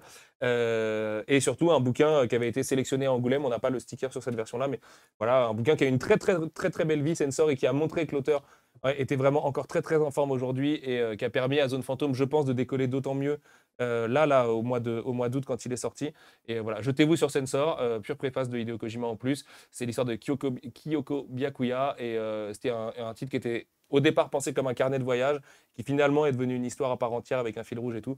Et c'était un magnifique bouquin. T'avais kiffé Sensor? Ouais, j'avais bien apprécié Sensor. Mais, au début, c'était compliqué. Après, j'ai dû le relire et c'était cool. Ah, c'est vrai? Ouais. Ok. T'es pas le premier à me dire ça, c'est rigolo. Ouais. Bah oui, parce que c'est un autre Ito en fait. Je pense qu'il y avait un gap temporel aussi par Ouais. rapport au Ito de Spiral et tout ça que les gens connaissaient. Voilà pour cette première. C'était pas mal, non? C'était bien chargé aujourd'hui, non? La régie, ça a été? Pas trop rouillé, ça va? Parce que, ouais, il y avait 7 invités, c'est vrai que. Et on leur a annoncé 10 minutes avant, parce que sinon, c'est pas marrant. Le mois prochain, on en ramène 11. Exactement, on fait une équipe de foot pour Aoshi. Non, au mois de novembre, on va se le garder celle-ci. Lucci, merci beaucoup. Merci à toi. Tu reviens quand tu veux, frérot. De toute façon, Je bosse ici. voilà, c'est un peu chez toi ici maintenant. Donc, tu vas aller à l'étage, tu peux pioncer là si tu veux, enchaîner demain matin.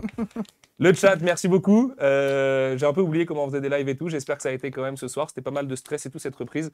Mais voilà, j'espère que vous avez passé un bel été. J'espère que vous kiffez toujours autant Mangetsu. N'hésitez pas à poser vos questions, surtout parce qu'en fait, je me suis fait la réflexion là, la semaine dernière. On n'a jamais fait de foire aux questions ou quoi. Donc voilà, peut-être que ce sera aussi un thème, un truc à se faire un jour pour un prochain live, de prendre vos questions avant un prochain Tsukimi et puis d'essayer d'y répondre le mieux possible, notamment si vous avez des questions sur comment ça se passe en coulisses, c'est quoi la suite, tout ça. On pourra en profiter pour teaser 2-3 trucs. Et puis quant à nous, on se dit à la prochaine pleine lune. Je crois que c'est autour du 10-12 octobre. Il y aura Deep 3, il y aura tout ça, il y aura plein de choses à vous présenter au mois d'octobre. Plein de belles surprises aussi, j'en suis sûr. On vous annonce l'invité d'ici là. Prenez soin de vous, lisez plein de mangas. À bientôt tout le monde. Et puis surtout, j'espère que vous allez kiffer l'annonce. À très vite.